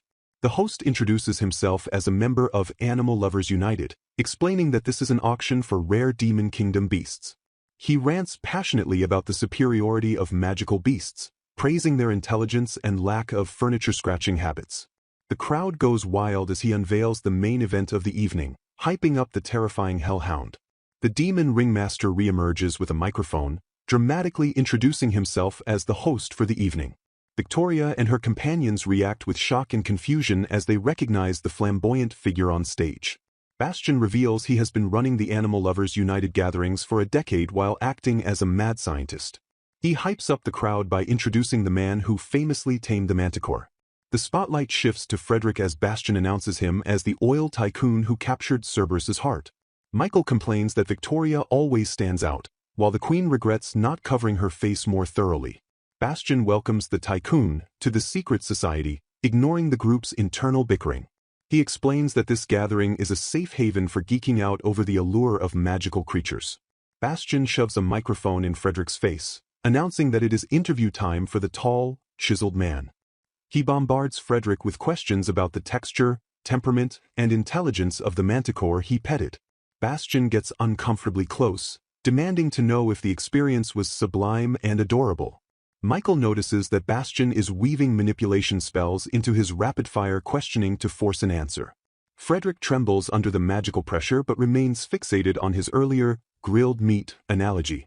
He breaks through the confusion to scream that magical beasts are the absolute best, delighting the host. Bastian turns his intense gaze toward the disguised queen, preparing to interrogate the next guest. The queen stares back with icy composure, her veil fluttering as magical energy swirls around her. Bastian peers through her disguise, murmuring that he sees something interesting about her nature. He pivots to addressing the crowd, declaring that all magical beasts, from horned rabbits to three-headed dogs, are spectacular. While the crowd murmurs, Bastian whispers to himself and wonders if his earlier hypnosis attempt actually took hold. The audience begins to see through the disguises, whispering that the tycoon looks suspiciously like Queen Victoria.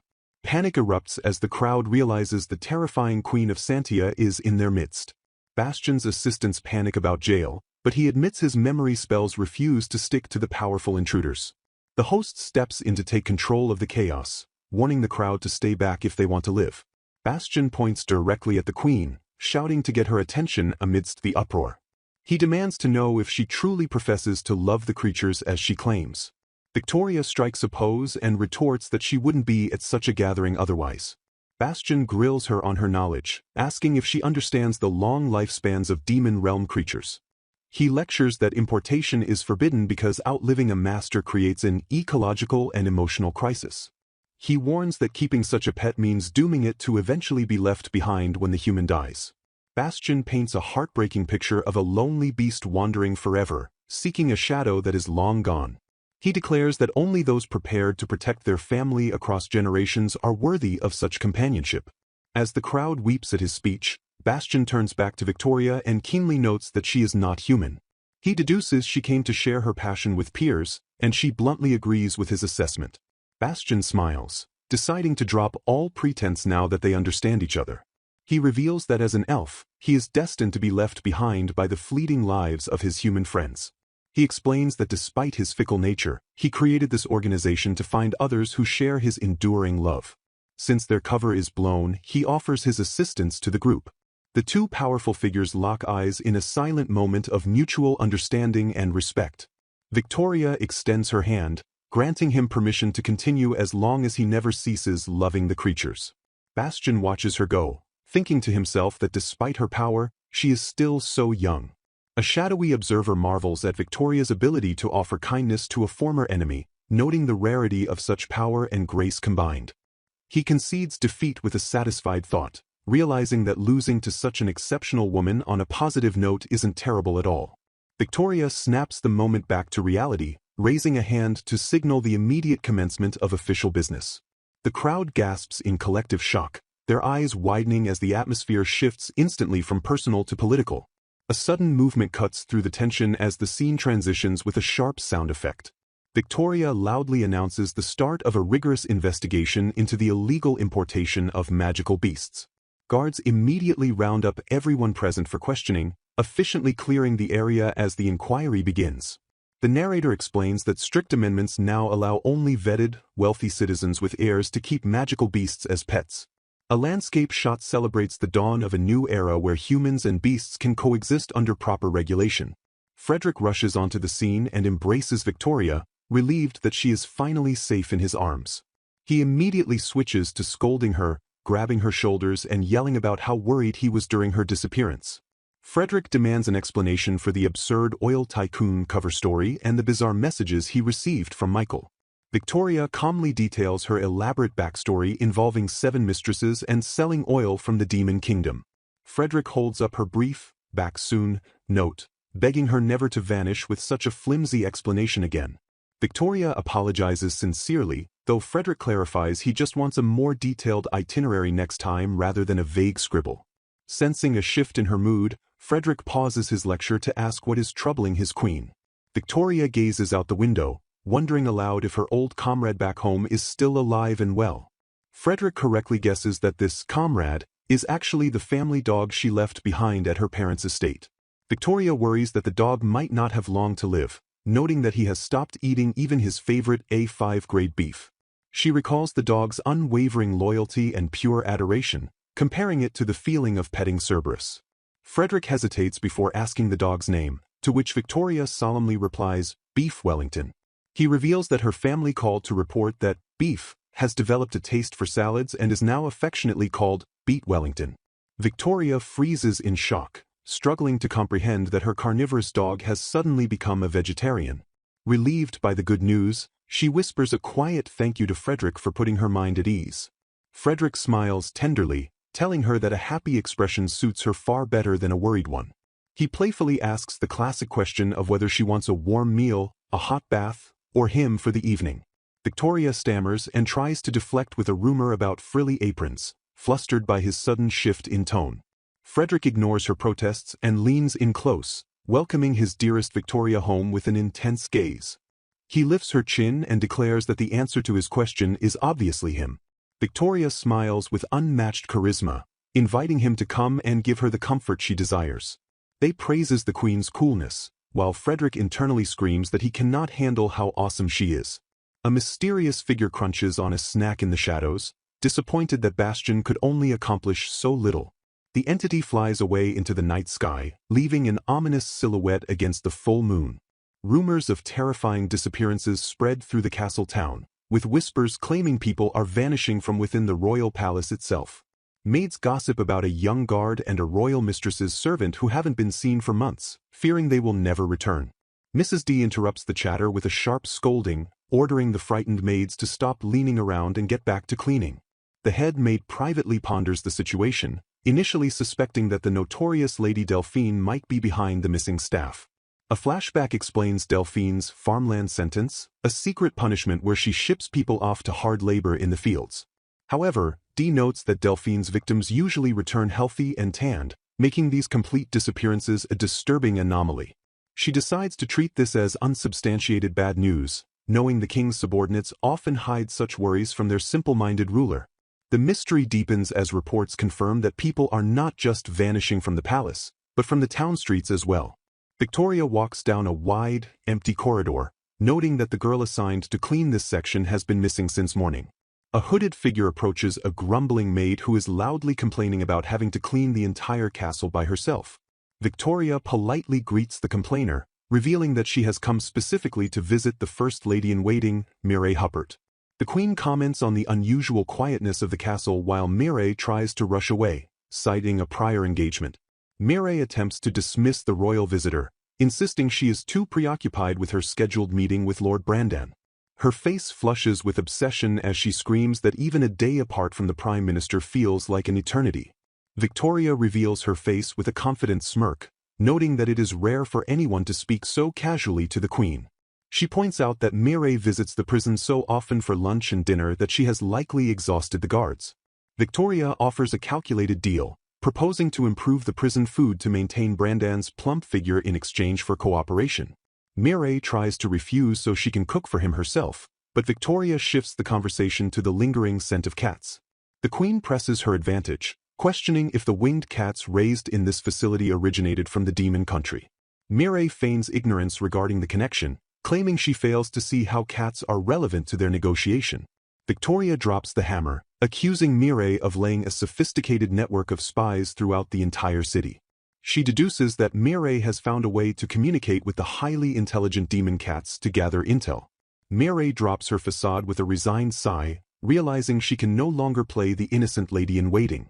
She admits defeat but demands to know how Victoria identified her at the entrance before she even lowered her hood. Victoria explains that her orichalcum robes hide her aura, yet Mireille was still able to pinpoint her location immediately.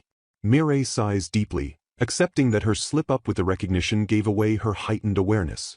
She confirms that Lord Brandan's cats saw the Queen walking outside and relayed the information to her. Mireille explains that they couldn't keep the cats in the palace secretly, so they were sent back to the facility. The cats remembered Victoria from their time in the palace, allowing them to provide Mireille with serendipitous information. Victoria demands that Mireille put that information network to use for her sake, noting it formerly belonged to the Prime Minister. Mireille looks down with a conflicted expression, silently weighing her loyalty against the Queen's request. She staunchly refuses the request, declaring that her only wish is to personally cook every single meal for Lord Brandan. Victoria counters with a terrifying threat, promising to install a high-end alchemy treadmill in Brandan's cell to make him run daily. Mireille screams in absolute horror, calling the idea of a healthy, exercising Brandan a complete sacrilege. Victoria sits back with a sadistic smile, and Mireille knows deep down that the Queen's threat is no bluff. The Queen lists a torture menu of limited sugar, leafy greens, and dumbbells, threatening to ruin Brandan's soft physique. Mireille hallucinates a chiseled, muscular version of her beloved Brandan and wails in despair at the potential tragedy. Broken by the nightmare of a fit husband, Mireille falls to her knees and pledges her full and immediate cooperation. Victoria insists her to share the useful information for the sake of lard-laden steaks. Mireille's eyes sparkle with pure bliss, overjoyed at the prospect of feeding her beloved enough grease to keep him round forever. The narrative voice muses on the duality of a top-tier ruler, noting she is as ruthless as she is magnanimous under the pale moonlight. A quiet street scene depicts the stillness of the town where an assassin lies in wait outside a building. Tiga Regu is identified as the young man who previously fired a shot during the King and Queen's wedding parade. A carriage dashes furiously down the cobblestone street, drawing the hidden man's sharp attention. He moves with sudden speed, grabbing a figure who was attempting to sneak up on him. A woman's voice cries out for him to please wait as she is forcefully stopped. Sarah Magna, the daughter of a marquis, looks up in tears after being warned that going further will not end well. She screams that she must get on that carriage, but the man brutally tells her to shut up and let go. Tiga yanks her forward, declaring that since she decided to follow him, she is coming along too. Sarah stammers that she did it for Lady Delphine, prompting Tiga to ask if she means the royal mistress. The scene transitions abruptly as a figure declares they are leaving amidst the sound of growling. A noble informs King Frederick that the Queen is utilizing the kitty cat crew to investigate the town. He reveals that Her Majesty is personally looking into the recent string of disappearances. The informant points out that the King's aides are sheltering him too much, leaving him in the dark. He playfully suggests he might just be trying to gain favor, but Frederick expresses sincere gratitude for the information.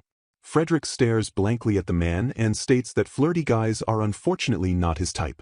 The noble sweats and quickly clarifies that he meant political favor, prompting a sigh of relief from the king.